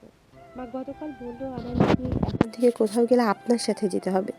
সাহিল বাইকে উঠে বসতেই ফাউজিয়ার কথা শুনে তার দিকে ফিরে তাকায়। চারপাশে একবার তাকিয়ে দেখে ফাউজিয়াকে জিজ্ঞেস করে, আপনার কি অমত আছে? আপনি কাউকে পছন্দ করেন? সাহিলের প্রশ্নটা একটু অন্যরকম লাগে ফাউজিয়ার কাছে। সাহিলের কথায় স্পষ্ট বোঝা যাচ্ছে তিনিও হয়তো এই বিষয়টা অবগত। ফাউজিয়া গলার স্বর নিম্ন করে বলে, সেটা নেই, কিন্তু স্যার আপনি তো আমার স্যার। আপনার সাথে আমার বিয়ে কিভাবে সম্ভব বলেন? ডিপার্টমেন্টে জানাজানি হলে তো কেলেঙ্কারি হয়ে যাবে। কেলেঙ্কারি কেন হবে? আমরা তো বিয়ে নামক পবিত্র সম্পর্কে জড়াবো। আপনি আমাকে পছন্দ করেন? প্রথম দিকে আপনার চালচলন দেখে মনে করেছিলাম আপনি শুভ্রতাকে। ফাউজিয়াকে থামিয়ে দিয়ে সাহিল শেখ বলে ওঠে, শুভ্রতা আমার মৃত বোনের নাম। ফাউজিয়ার সাথে সাথে থমকে যায়। মনে হয় শীতল একটা হাওয়া বয়ে গেল তার উপর দিয়ে। বাইকে ওঠার কথাই সে ভুলে গেছে। সাহিল তাকে জানায় তার ছোট বোনের নাম ছিল সুব্রতা। সে সাহিলের 8 বছরের ছোট ছিল। সে যদি বেঁচে থাকতো তাহলে প্রায় ফাউজিয়ার সমবয়সী হতো, নয়তো 2-1 বছরের ছোট হতো। সুব্রতার বয়স যখন 6 তখন গ্রামের বাড়ি পুকুরে গোসল করতে নেমেছিল সাহিল। সুব্রতা ছিল ভাই ভক্ত। পুকুরের ওপাশে সাহিল সহ অনেকে গোসল করছিল, আর সুব্রতা ভাইয়ের কাছে যেতে পুকুরে নেমেছিল। গোসল করে ওঠার সময় বোনকে নিজের চোখে ভাসতে দেখেছিল সে। ফাউজিয়া বুঝতে পারে সাহিলের কথায় পরিবেশ অন্যরকম হয়ে যাচ্ছে। ফাউজিয়া সাহিল শেখে নীরবতা ভেঙে বলে ওঠে, স্যার শুভ্রতা কল করেছে, আমাদের রওনা দিয়ে দেওয়া উচিত বোধহয়। উঠে বসুন, সমস্যা হলে কাঁধ ধরে বসতে পারেন। সাহিল ছোট করে কথা সমাপ্তি ঘটে ফাউজিয়া উঠে বসতেই বাইক চালানো শুরু করলো। রাত 8টা, বাইরে হইচই শোনা যাচ্ছে। ফাউজিয়া বসে বসে সুব্রতাকে মেহেদি পরিয়ে দিচ্ছিল। বাইরের উঠোনে সবাই বসে আছে। আগামীকালের রান্নার জন্য পেঁয়াজ রসুন কাটছে, মশলা বাড়ছে। 2 বাড়ির অনুষ্ঠান একদিনেই হবে বলে কথা। শাকিরাও কাজ করছিল। রায়হান বাইরে থেকে এসে পুকুর পাড়ের সিঁড়িতে গিয়ে বসতেই সুযোগ বুঝে শাকিরাও সেখানে চলে গিয়েছে।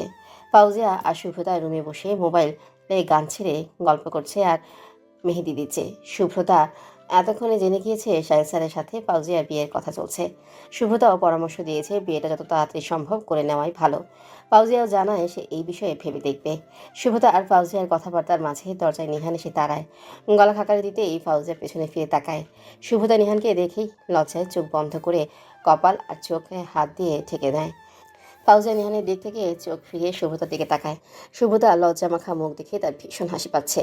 শুভতার দিকে তাকিয়ে বলে, তোর কথা বল, আমি আম্মুর সাথে কথা বলে আসছি। ফাউজিয়া বেরিয়ে যেতেই নিহান মাথা চুলকাতে চুলকাতে শুভতার দিকে এগিয়ে আসে। নিহানকে ভেতরে আসতে দেখে শুভতা তাড়াহুড়া করে বিছানা থেকে নেমে দাঁড়াতে গিয়ে শাড়ির আঁচল হাতের মেহেদির উপর পড়ে যায়। শুভতা সেটা ডান হাতে 2 আঙ্গুল দিয়ে তুলতে যাবে, তখন নিহান সেটা মাথায় তুলে দেয়। এখন সুন্দর লাগছে, একদম বউ বউ লাগছে। আপনি এখানে আসতে গেলেন কেন? শুভতার প্রশ্নের কোনো উত্তর না দিয়ে সে পাঞ্জাবি পকেট থেকে কিছু একটা বের করতে লাগলো। শুভতা এতক্ষণে খেয়াল করলো নিহান নীল রঙের পাঞ্জাবি পরে তার সামনে এসেছে। বলিষ্ঠ দেহে ৮-৬ নীলরঙা পাঞ্জাবিতে নিহানকে অসম্ভব সুন্দর দেখাচ্ছে। শুভতা অনুভব করে নিহানকে তার ভালো লাগতে শুরু করেছে। শুভতা অনিচ্ছায় বলে ওঠে, শুনুন, আপনাকে নীল পাঞ্জাবিতে সুন্দর লাগছে। শুভতার কথায় নিহান মুচকে হাসে। প্রিয় মানুষের নজরে সুন্দর হতে কে না চায়। প্রিয় মানুষটি যখন তার বিষয়ে ভালো লাগার কথা বলে, এরকম সুন্দর অনুভূতি হয়তো পৃথিবীতে আর নেই। হাতের দিকে খেয়াল করতেই শুভতার মনটা খারাপ হয়ে যায়। নিহানকে প্রশ্ন করে ওঠে, আপনি ঘড়িটা আজ পরেছেন কেন? আমি তো নেহাকে বলে দিয়েছি ঘড়িটা আগামীকাল রাতে পরার কথা। নিহান নিজের হাতের ঘড়ির দিকে তাকিয়ে বলে, কোন ঘড়ি? আপনার হাতে যেটা আছে ওটা নেহা দেয়নি? না, এটা তো আমি এখানে আসার আগে কিনেছিলাম। শুভতা কপালে হাত দিয়ে বসে পড়ে। কপালে মেহেদির দাগ পড়বে ভেবে তাড়াতাড়ি হাত সরিয়ে নেয়। নিহান কিছু বুঝতে না পেরে আবার জিজ্ঞেস করে, কোন ঘড়ির কথা বলছিলে তুমি? শুভতা নিহানের দিকে একবার তাকিয়ে আবারও চোখ সরিয়ে নিয়ে বলে, আপনার জন্য আজ একটা ঘড়ি কিনেছিলাম, নেহার কাছে দিয়ে বলেছি কাল পরতে। ঘড়িটা বোধহয় এরকমই হবে। আচ্ছা, পড়বো। এবার আমার কাছে একটু এগিয়ে আসা যাবে কি? কেন? নিহান হাতের প্যাকেট থেকে একটা ছোট গলার হার বের করে শুভতার সামনে মেরে ধরে। শুভতার হারটা চিনতে একটুও কষ্ট হয় না। বাড়ির সবাই যখন বিকেলে কিছু কেনাকাটা করতে বের হয়েছিল তখন স্বর্ণের কিছু গহনাও কিনে। নিহানের আগে থেকে এই নিষেধ ছিল, শুভতার যা যা নেবে সব কিছুর খরচ নিহান বহন করবে। বাড়ির সবার জন্য কিছু না কিছু নেওয়া হয়, বিধায় অনেক টাকা খরচ হয়ে যায়। বিয়েটা যদিও পারিবারিকভাবেই হচ্ছে, তবু কেনাকাটা করতে গেলে কম কেনা হয় না, বরং প্রয়োজনের চেয়ে বেশি হয়ে যায়। শুভতা ছোটবেলা থেকেই মিতব্যয়ী, তাই কয়েকটা স্বর্ণের জিনিস কেনা হয়েছে বলে তার খুব পছন্দ হওয়া হারটার কথা কাউকে জানানো হয়নি। নিহানের চোখ হয়তো সেটা এড়িয়ে যায়নি, তাই সে হারটা নিয়ে এসেছে। নিহানকে সে যতই চিনতে শুরু করেছে ততই সে অবাক হচ্ছে। একটা মানুষ সব দিকে এত নজর কীভাবে রাখতে পারে। শুভতা নিহানের দিকে এগিয়ে যায়। সামনে দাঁড়াতেই নিহান বলে, আমি পরিয়ে দিই। নিহান শুভতার মাথা থেকে ঘোমটা নামিয়ে হাতটা পরিয়ে দেয়। শুভতাকে আয়নার দিকে এগিয়ে নিয়ে গিয়ে বলে, দেখো তো আয়নায় কাকে দেখতে পাচ্ছ, নিজেকে নাকি আমার শুভ্রাকে? আমার মানুষটাকে নিশ্চয়ই দেখছো, অসম্ভব সুন্দর না বলো? আমি আমার মানুষটাকে পুতুলের মতো আমার মনে সাজিয়ে রাখবো, যেখানে আর কারো উপস্থিতি নেই। শুভতার চোখ টলমল করছে, মুখে কোনো কথা নেই। নিহান বলে ওঠে, এই একদম একদম কাঁদবে না। আমার প্রিয় মানুষের চোখের কাজলের, আমার প্রিয় মানুষের চোখের কাজল চোখের পানিতে লেপটে যাওয়ার নয়। আপনি এত ভালো কেন নিহান? এই একদম ভাই বলবি না, সবসময় এই নিহান অবধি এসে আটকে যাবে। মুখ দিয়ে যদি কখনো। নিহানের মুখের অবস্থা দেখে শুভ্রতা ফিক করে হেসে দেয়। নিহান আয়নার দিকে তাকিয়ে শুভ্রতার হাসি দেখছে। নিহান শুভ্রতাকে তার দিকে ফিরিয়ে নেয়। মেয়েটা তখনও হাসছে, এমনভাবে হাসছে যেন সে খুব হাসির কোনো জোকস শুনিয়েছে। মেয়েটার কপালে একটা চুমু দিতে পারলে হয়তো নিহানের শান্তি লাগতো। নিহান শুভ্রতার দিকে বাঁকা হতেই শুভ্রতা পেছনে সরে যায়। নিহান ভ্রু উঁচু করে জানতে চায়, কি হয়েছে? আমরা বিবাহিত নই, আর প্রথম স্পর্শটা হালাল হলে ক্ষতি কি? নিহান বুঝতে পারে সে একটা ভুল করতে যাচ্ছিল। এত বছর যার জন্য অপেক্ষা করেছে, তার অপেক্ষায় যে আর এই কয়েকটা ঘন্টায় যেতে চাইছে না, সেটা সে শুভ্রতাকে কি করে বোঝাবে।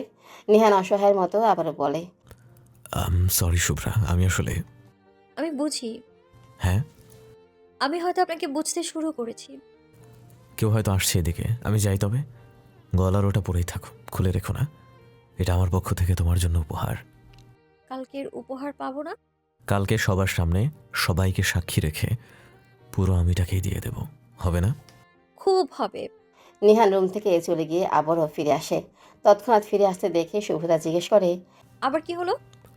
খোপায় দেওয়ার জন্য তো ফুল এনেছিলাম, রেখে দাও। ফাউজি আসলে খোপায় বেঁধে নিও। আর কয়েকটা ছবি দিও প্লিজ, আজ তো আর দেখতে পাবো না। শুভ্রতা মুচকি হেসে বলে, ঠিক আছে, এবার যান। চলে যাওয়ার জন্য পা বাড়িয়ে আবারও পেছনে ফিরে তাকায় নিহান। বলে ওঠে, আচ্ছা, তোমার কোনোভাবে মনে হচ্ছে না তো যে আমি তোমার জন্য সঠিক নই? শুভ্রতা মুখে হাসির রেখা টেনে বলে, আপনাকে আমি নই, আমার আল্লাহ পছন্দ করেছেন।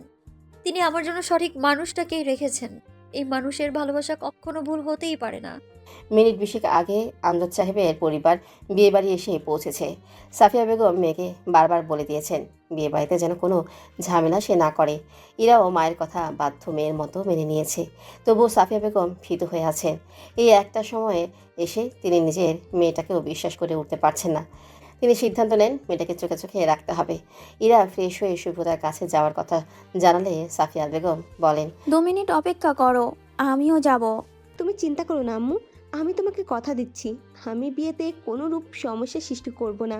আমি জানি তুমি আমাকে বিশ্বাস করে উঠতে পারছো না। আমার খারাপ লাগছে, কিন্তু আমাকে ভরসা করতে পারো। সাফিয়া বেগম মেয়ের মাথায় হাত বুলিয়ে দেন। মেয়েটা গাড়িতেও কান্না করেছে খুব। তারা সিদ্ধান্ত নিয়েছিল বিয়েতে আসবে না, কিন্তু এরা জোরাজোরিতে আসতেই হলো। এরা বুদ্ধিমতী মেয়ে, সে যেহেতু বলেছে তাহলে খারাপ কিছু করবে না বলেই সাফিয়া বেগমের বিশ্বাস। রাত 9:35। ফাউজিয়া শুভ্রতার হাতে মেহেদি দেওয়া শেষ করে বসে বসে নিজের হাতে মেহেদি দিচ্ছিল। বিয়ে আর ঈদ, হাতে মেহেদি ছাড়া জমেই না। ফোন বেজে উঠলে স্ক্রিনের দিকে তাকিয়ে দেখে সাহিল ফোন দিয়েছে। ফাউজিয়া ফোনটা নিয়ে বাইরে চলে যায়। ফাউজিয়া বাইরে যাওয়ার সাথে সাথেই ইরা রুমে প্রবেশ করে। ইরাকে দেখে শুভ্রতার মুখে হাসি ফুটে যায়। আরে ইরা, কখন এসেছিস? এই তো আধা ঘন্টা হবে হয়তো। কেমন আছো বিয়ের কোণে? আলহামদুলিল্লাহ। তোকে কি বলে সম্বোধন করবো বলতো? আমার বোন নাকি ননদ? বোনই বলো, আমি তোমার বোনই হই। নিহান ভাইয়া কোথায়? তাকে তো দেখলাম না। বাসায় হয়তো আছে, বাসা গেলেই পাবি হয়তো। এত রাতে অন্যজনের হবু বরের সাথে দেখা করা কি ঠিক হবে? থাক, কালকে দেখা করব। তুইও না। ইরা আর শুভ্রতা কথা বলছে। ফাউজিয়াও এসে তাদের সাথে কি যোগ রে, দেয়। সাকিরা এলো না ফাউজিয়া তো? এসে বলে, শুভ্রতা ঘড়ির দিকে তাকিয়ে বলে, 10টা বাজতে দে, শাকিরা, নেহা, আবির আপু, স্নিগ্ধা সবাই চলে আসবে। আজ সবাই এইখানেই থাকবে। ইরা, তুইও এখানেই থাকবি আজ। ইরা মাথা নেড়ে সম্মতি জানায়। 3 জন কথা বলছে, এমন সময় ইরা বলে, আপু তোমার ফোন বাজছে হয়তো। শুভ্রতা আশেপাশে হাতড়ে ফোন খুঁজে পায় না। ফাউজিয়া টেবিলের উপরে ফোন দেখতে পেয়ে শুভ্রতার দিকে এগিয়ে যায়। শুভ্রতা ফোন হাতে নিয়ে স্ক্রিনে তাকিয়ে দেখে আবার সেই অচেনা নাম্বার। আজ শুভ্রতার বিয়ে। পাড়া থেকে 2টা মেয়ে এসেছে তাকে সাজাতে। শুভ্রতা এমনিতেই এক কথায় শুভ্র পরি। বউ সাজে তাকে অত্যাধিক সুন্দর লাগবে এটা বলার অপেক্ষাই রাখে না। শুভ্রতার মা মাঝে মাঝে এসে দরজায় দাঁড়িয়ে উকি দিয়ে মেয়েকে দেখে দেখে যাচ্ছেন। মেয়ের হাসি মাখা মুখ দেখে আনন্দে তার চোখও টলমল করছে। শুভ্রতার সাজ প্রায় কমপ্লিট। মেয়েকে দেখে অস্ফুট স্বরে বলে ওঠে, মাশাআল্লাহ। ইরা এদিক ওদিক ঘুরছে। নিহানকে সে কোথাও খুঁজে পাচ্ছে না। এই বিয়ের পরিবেশটাকে কাঁটারঞ্জিত গোলাপের ন্যায় কষ্ট দিচ্ছে। নিজের মনের কথাগুলো বলতে না পেরে গলা কাটা মুরগির মতো ছটফট করছে। নিহান বাড়িতেই থাকার কথা, একটু পরেই হয়তো তৈরি হয়ে শুভ্রতাদের বাড়িতে যেতে হবে। বাড়ির সবাই কোনো না কোনো কাজে ব্যস্ত। সবার চোখ ফাঁকি দিয়ে সে নিহানের রুমে প্রবেশ করে। রুমটা ভীষণ পরিপাটি, ফুল দিয়ে সাজানোও হয়েছে।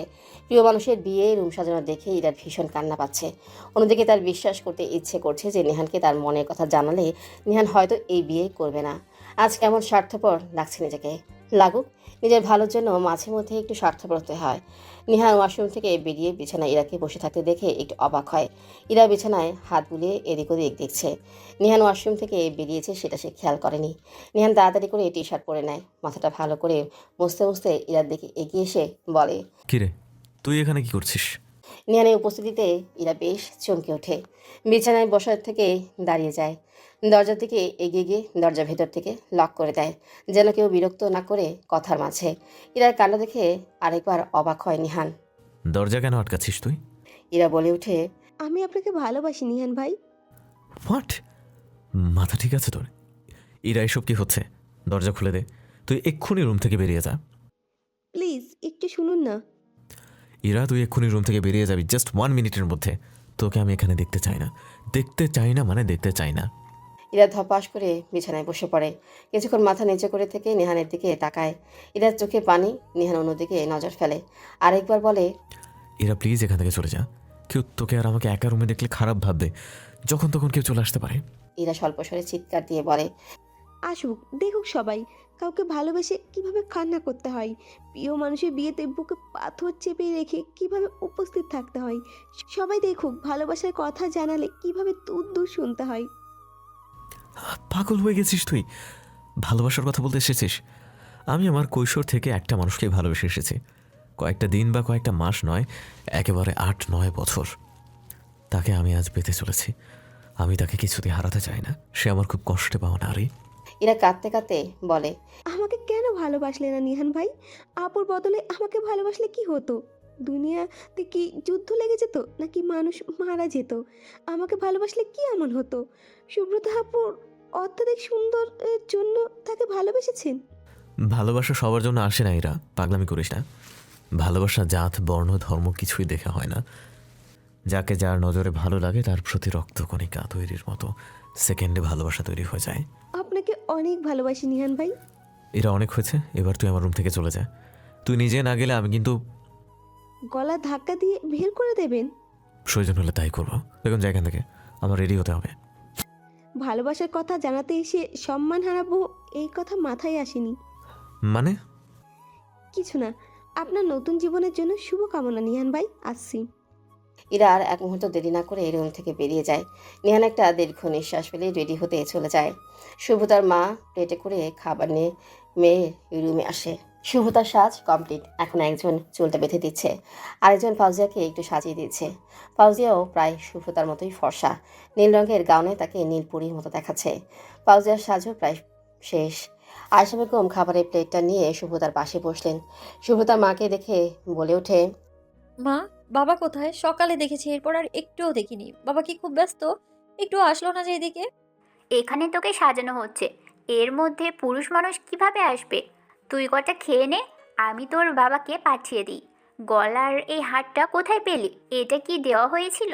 শুভতা আমতা আমতা করতে থাকে। ফাউজিয়া পাশে থেকে বলে ওঠে, এটা নিহান ভাইয়া ওকে গিফট করেছে আন্টি। এটা আপনারা কিনেননি? আয়েশা বেগম মুখে হাসি রেখা টেনে মেয়ের চিবুকে হাত রেখে বলেন, খুব সুখী হ মা, সুখী হ। একটু থেমে পার্লারের মেয়েদের উদ্দেশ্যে আবারও বলেন, তোমাদের সাজানো হলে দুজন যাও কিছু খেয়ে নাও। তোমাদের সাজানোর টাকা পেয়েছো তো নাকি? দুজনের মধ্যে একজন বলে ওঠে। জি আন্টি, পেয়েছি। শুভতার মাথায় বউ ওড়না দিয়ে মুখে সামনে একটা আয়না ধরে বলে, দেখুন তো ম্যাম, কেমন লাগছে আপনাকে? শুভতা আয়নায় নিজেকে দেখে নিজের প্রতি নিজেই যেন নজর লেগে যাবে। একটা মেয়ে হয়তো বিয়ে করার চেয়ে বউ সাজার ইচ্ছেটা বেশি। শুভতারও তেমন। আয়েশা বেগম আর ফাউজিয়া শুভতার দিকে এক পলকে চেয়ে রয়েছে। শুভতার সৌন্দর্যে কোনো খুঁত যেন চোখেই পড়ছে না। আগেও তো অনেক মেয়েকে বউ সাজে দেখেছে, কই এত সুন্দর তো লাগেনি। পার্লারে মেয়ে দুইটা বেরিয়ে গেলে আয়েশা বেগম মেয়েকে খাইয়ে দিতে থাকেন। ফাউজিয়াকেও ডেকে নেন খাইয়ে দিতে। এমন সময় শাকিরা আসে। ওদের দুজনকে খাইয়ে দিতে দেখে শাকিরা কোমরে 2 হাত দিয়ে রাগী ভঙ্গিতে দাঁড়ায়। কি ব্যাপার কাকি, তুমি আমাকে ভুলে গেলে? আয়েশা বেগম হাসতে হাসতে শাকিরাকে ডেকে হাত বাড়ায়। নেহা ঘড়ি আর ফোন হাতে নিয়ে নেহানের রুমে চলে যায়। নেহান তখন পাঞ্জাবিতে আতর মাখছিল আয়নার সামনে দাঁড়িয়ে। নেহা গিয়ে পাশে দাঁড়িয়ে ঘড়ি এগিয়ে দিয়ে বলে, ভাইয়া এই নাও তোমার ঘড়ি, তোমার হবু বউ দিয়েছে। নেহান ঘড়িটা নিয়ে হাতে পড়তে পড়তে বলে, যা এখন। যাবো কেন? তোমাকে তোমার বউ দেখাতে এলাম। মানে শুভ্রা এখানে এসেছে? আরে না, আমি স্নিগ্ধার ফোনের ভিডিও কল দিচ্ছি। তুমি দেখো কি সুন্দর লাগছে সুব্রতা আপুকে। এত সুন্দর বউ আমি কখনো দেখিনি। এখন দেখবো না, যা বউকে বিয়ে করতে যেই দেখবো। এখন আমার তাড়াতাড়ি রেডি হতে হবে। মা তাড়া দিয়ে গেছে একবার, সবাই বসে আছে আমার জন্য। ঠিক আছে যাচ্ছি, তবে ভালো একটা জিনিস মিস করলা ভাইয়া। হেই তুই গেলি? নেহা চলে গেলে নেহান আলমারি থেকে শুভতার জন্য কিনে রাখা রিংয়ের বক্সটা পাঞ্জাবি পকেটে নিয়ে নেয়। এই রাতে রুমে অনেকেই হয়তো থাকবে, তাদের সামনে বা শুভতার সামনে গিফট বের করা উচিত হবে না। নেহান রুম থেকে বেরিয়ে যাবে এমন সময় বিছানার উপর রাখা ফোনটা বেজে ওঠে। নেহান বুঝতে পারে ভুলে ফোন রেখে যাচ্ছিল সে। বিছানার কাছে গিয়ে ফোনটা হাতে নিয়ে রিসিভ করে। ওপাশ থেকে কেউ কিছু বললে নেহান বলে ওঠে, আচ্ছা সমস্যা নেই, ওকে দেখে রেখো। আমি চাচ্ছি না আজকের দিনে কোনো সমস্যার সৃষ্টি হোক, এই দিনটা এগিয়ে নিয়ে আসতে অনেক কাঠখড় পোড়াতে হয়েছে আমার। ও কোনোভাবেই যেন নজরের বাইরে না যায়। বিয়ের আসরে বাড়ির সকলে উপস্থিত। বিয়ের আসরটা দুই বাড়ির সামনেই বড় উঠোনটায় করা হয়েছে। আবিরা, স্নিগ্ধা, নেহা, শাকিরা, ফাউজিয়া সবাই এক জায়গায় দাঁড়িয়ে বিয়ে হয়ে গেলে কোথায় কিভাবে মজা করবে সেগুলো ঠিক করছে। ফাউজিয়া নতুন হিসেবে একটু অস্বাভাবিক লাগার কথা, কিন্তু তাকে কেউ এখানে অন্যরকম অনুভব করতে দিচ্ছে না। আবিরা ইরাকে তাদের সাথে ডেকেছিল, কিন্তু ইরা তাদের সাথে আসেনি। সে তার মায়ের কাঁধে মাথা রেখে কোমর দুই হাত দিয়ে জড়িয়ে দাঁড়িয়ে আছে। নিহানের মা আর শুভতার মা দুজনেই শুভতার কাছাকাছি রয়েছে। এক পাশে নিহান আর অন্য পাশে মা, হবু শাশুড়ি। কাজী সাহেব কবুল বলতে বলেছে মিনিট দুয়েক আগে, কিন্তু শুভতা মুখ থেকে একটু শব্দ বের করছে না। সামনের চেয়ার থেকে সাদা সাহেব বলে ওঠেন, কবুলটা তাড়াতাড়ি বলে দে মা, এত সময় নিচ্ছিস কেন? এত সময় নিতে হয় না মা, সৃষ্টিকর্তা তোর ভাগ্যে ভালো কিছু রেখেছে ইনশাআল্লাহ। কারো কথাই যেন শুভতা কর্ণকুহরে পৌঁছাচ্ছে না। হয়তো তার এক হাত সামনে এসে কোনো কিছুতে বাধাপ্রাপ্ত হয়ে আবারও ফিরে যাচ্ছে। শুভতা হাতের সাথে হাত খসিয়ে যাচ্ছে। এমন সময় নিহান শুভতার হাতে হাত রাখে। শুভতা নিহানের দিকে তাকাতেই নিহান হালকা চোখ বন্ধ করে সম্মতি দিতে বলে দেয়। শুভতা নিহানের থেকে চোখ সরিয়ে নিয়ে কিছুক্ষণ চুপ করে থেকে কবুল বলে দেয়। সাথে সাথে সবাই আনন্দে চিৎকার করে ওঠে। এবার নিহানের কবুল বলার পালা। সবাই নিহানের দিকে তাকিয়ে আছে। পুরুষ এমনিতেও কবুল বলতে বেশি সময় নেয় না। তারা তাড়াতাড়ি বউ নিয়ে যেতে পারলেই বাজে। নিহানকে কবুল বলতে বলে নিহান সাথে সাথে মাথা নিচু করে কবুল বলে দেয়। নিহানের মুখ থেকে কবুল উচ্চারণ হওয়ার সাথে সাথে ইরার চোখ থেকে বৃষ্টির ফোঁটার মতো কষ্ট ঝরে পড়ে। ইরা তার মায়ের থেকে নিজেকে ছাড়িয়ে চলে যেতে চাইলে তার মা জোর করে রেখে দেয়। সাফিয়া বেগম মনে করেন ইরা সহ্য করতে হবে। পৃথিবীর সব পছন্দের জিনিস বা ভালোবাসার মানুষ আমাদের হবে না, এটা ইরাকে বুঝতে হবে। বাবা আমার কান্না পাচ্ছে। সাদাত সাহেব রুমের এখানে ওখানে ইনহেলারটা খুঁজছিলেন। আজ কেমন যেন নিঃশ্বাসটা বন্ধ হয়ে আসছে। মেয়ের কথায় পেছনে ফিরে তাকান তিনি। মেয়ের কথায় পরিপ্রেক্ষিতে বলেন, কি হয়েছে মা, কান্না কেন পাবে তো? আমি জানি না বাবা, আমার কান্না পাচ্ছে। ওই রুমে সবাই কত মজা করছে, কিন্তু আমার না কিছু ভালো লাগছে না বাবা। কেমন যেন লাগছে, আমার ভীষণ কান্না পাচ্ছে। নতুন জীবনের সব কিছু পরিচিত হলেও সব কিছু নতুন। তুই তো এখানেই থাকবি, তোর কোনো চিন্তা নেই মা। তুমি কিছু খুঁজছিলে? হ্যাঁ, আমার ইনহেলারটা কোথায় যে রেখেছি। তোমার ব্যাগে আছে, দেখো। সাদা সাহেব এখানে ওখানে খোঁজাখুঁজি বাদ দিলেন। সুভদ্রা বলার পরে মনে হলো সহজে যেন খুঁজে পাওয়া যায়, তাই সেটা ব্যাগে রাখা হয়েছে। নিজের কাজ মিটিয়ে মেয়ের পাশে এসে বসলেন। টেবিলে রাখা একটা বই হাত বাড়িয়ে নিয়ে সেটা সুভদ্রার হাতে দিয়ে পড়লেন। এই বইটা তোর জন্য কিনেছিলাম, সময় পেলেই বইটা পড়বি, অনেকে কিছু জানতেও শিখতেও পারবি। সুভদ্রা বইটা হাতে নিতেই স্নিগ্ধা রুমে এসে সুভদ্রার পাশে দাঁড়িয়ে বলে, আপু তোমাকে সবাই ডাকছে। তুই যা, আমি পরে আসি। সাদাত সাহেব মেয়ের মাথায় হাত দিয়ে বুকে টেনে নিয়ে বললেন, যা মা, সবাই ডাকছে, সবার সাথে আনন্দ কর। তোর মাকে একটু পাঠিয়ে দিস এখানে। ঠিক আছে বাবা। সুভদ্রা আর স্নিগ্ধা চলে গেলে সাদাত সাহেব বাড়িটা ঠিক করে শুয়ে পড়েন। অনেকগুলো মাস পরে একটু নিশ্চিন্ত লাগছে নিজেকে। অনেকগুলো রাত নির্ঘুম কাটাতে হয়েছে। আজ হয়তো একটু শান্তিতে ঘুমাতে পারবেন তিনি। নিহান ফোনে কথা বলা শেষ করে পেছনে ফিরতেই দেখে ইরা দাঁড়িয়ে আছে। নিহান পাশ কাটিয়ে চলে যাবে, ঠিক তখনই ইরা বলে ওঠে, অবশ্য চলে যাচ্ছেন?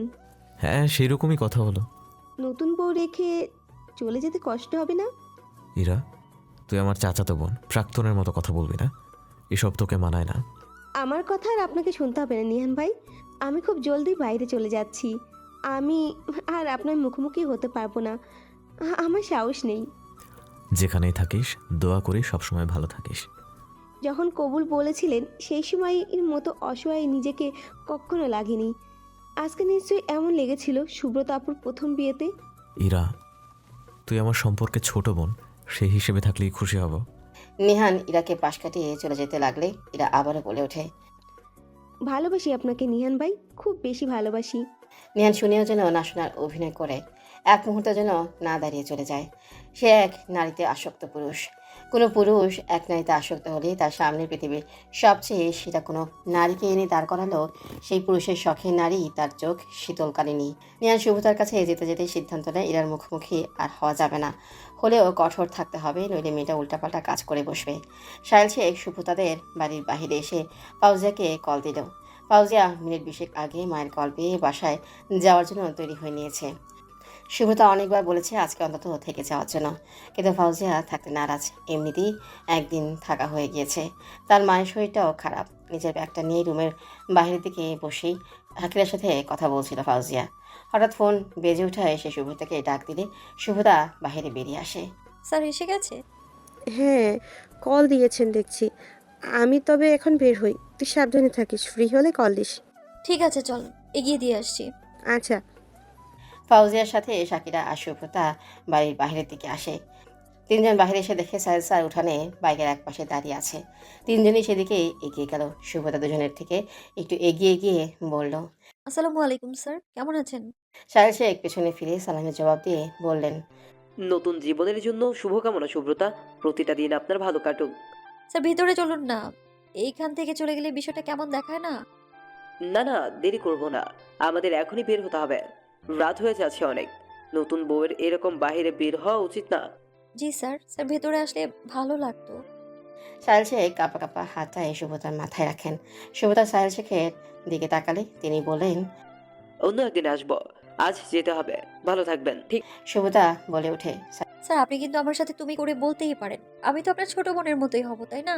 সাহেল শেখ ফাউজিয়ার দিকে তাকায়। ফাউজিয়া অন্যদিকে তাকায়। সাহেল শেখ বুঝতে পারে গতকালের কথাটা ফাউজিয়া বলে দিয়েছে। মেয়েদের পেটে আসলেও কথা জমে থাকতে চায় না, বেস্ট ফ্রেন্ডের কাছে তো একদমই নয়। সাহেল শেখ ফাউজিয়ার দিক থেকে চোখ ফিরিয়ে নিয়ে শুভ্রতার দিকে তাকিয়ে বলে, ঠিক আছে, এখন যাও বাড়ির মধ্যে, অনেক রাত হয়ে যাচ্ছে, এভাবে বের হতে নেই। ঠিক আছে, সাবধানে যাবেন স্যার। রাত 10টা। শুভতার বিছানায় সবাই বসে বসে গল্প করছে। আবিরা আর সাকিরা যেন গল্পের আসরের মধ্যমণি হয়ে বসে আছে। স্নিগ্ধা আর নেহা পূর্বের দিনগুলোর মতোই একসাথে। দুজন কোথাও গেলে সবসময় একসাথেই থাকবে। সমবয়সী ভাই বোনের মধ্যে অনেকটা দাগ কুমড়োর সম্পর্ক থাকে, কিন্তু তারা দুজন একদম বিপরীত। ইরা এক পাশে বসে ফোন ঘাটাঘাটি করছে। বাড়ির বড়রা একে একে সবাই নিজেদের বাড়ি রুমে চলে গিয়েছে। এখন শুধু বাড়ির মেয়েগুলো রয়েছে। রায়হান আর নিহান রুমে প্রবেশ করতে শাকিরা বলে ওঠে, তোমাদের এতক্ষণে সময় হলো আসার? রায়হান এগিয়ে এসে বিছানায় এক পাশ ঘেঁষে দাঁড়িয়ে বলে, কেন? শাকিরা সোজা হয়ে বসে বলে, কেন আবার? কত রাত হয়ে যাচ্ছে দেখেছো, ওরা নিজেদের রুমে যাবে না? আবিরা বেশ স্বাভাবিক ভঙ্গিতেই বলে ওঠে, ভাইয়া দেখে তো মনে হচ্ছে বাড়িতে বউ নিয়ে যাওয়ার কোনো তাড়া নেই। এরা ফোন থেকে চোখ সরিয়ে বলে ওঠে, বউ আদৌ বরের ঘরে যাবে তো? বর এখন আসছে বউ নিতে। নিহান শুভ্রতার দিকে এগিয়ে এসে শুভ্রতাকে বলে, দাঁড়াও তো, আর কত এখানে বসে থাকবে, উঠে দাঁড়াও। রায়হান হাসতে হাসতে বলে, তুই কি এখন শুভ্রতাকে কোলে করে নিয়ে যাবি নাকি? আমার বউ তার শ্বশুর বাড়িতে প্রথম দিন হেঁটে যাবে না, সেটা নিজের ঘর অবধি আমার কোলে উঠে যাবে। নিহান শুভ্রতাকে কোলে নিয়ে রুম থেকে বেরিয়ে যায়। শুভ্রতা শক্ত করে পাঞ্জাবি আর পাঞ্জাবির মালিকে ধরে আছে। চোখ মুখ খিচে বারবার বলছে, নামিয়ে দিন আমাকে, আমি পড়ে যাব। কে শুনে কার কথা? নিহান শুভ্রতাকে নিয়ে তাদের বাড়ি থেকে রওনা দিল। শুভ্রতাকে কোলে নিয়ে নিজের বাড়িতে ঢুকে নিহান। পেছন পেছন আবিরা আর নিহা চলে এসেছে। শুভ্রতা ভয় আর লজ্জায় তখনও চোখ বন্ধ করে আছে। রাবেয়া বেগম এগিয়ে এসে বলেন, সিঁড়ি আছে সামনে, মেয়েটাকে নামিয়ে দে, দেখা যাবে দুজনেই পড়ে বসে থাকবি। নিহান না থেমে হাঁটতে হাঁটতেই বলে, মা কত মাস ট্রেনিং নিয়েছি জানো, কত কি করেছি, আর তুমি কি না সিঁড়ি নিয়ে চিন্তায় আছো? তোমার ছেলে এতটাও আনপ্রফেশনাল বা দুর্বল না, চিন্তা করো না। শুভ্রতা চিৎকার দিয়ে বলে ওঠে, বড় মা তোমার ছেলেকে বলো না প্লিজ আমাকে নামিয়ে দিতে, আমার ভীষণ ভয় লাগছে তো। এই নিহান।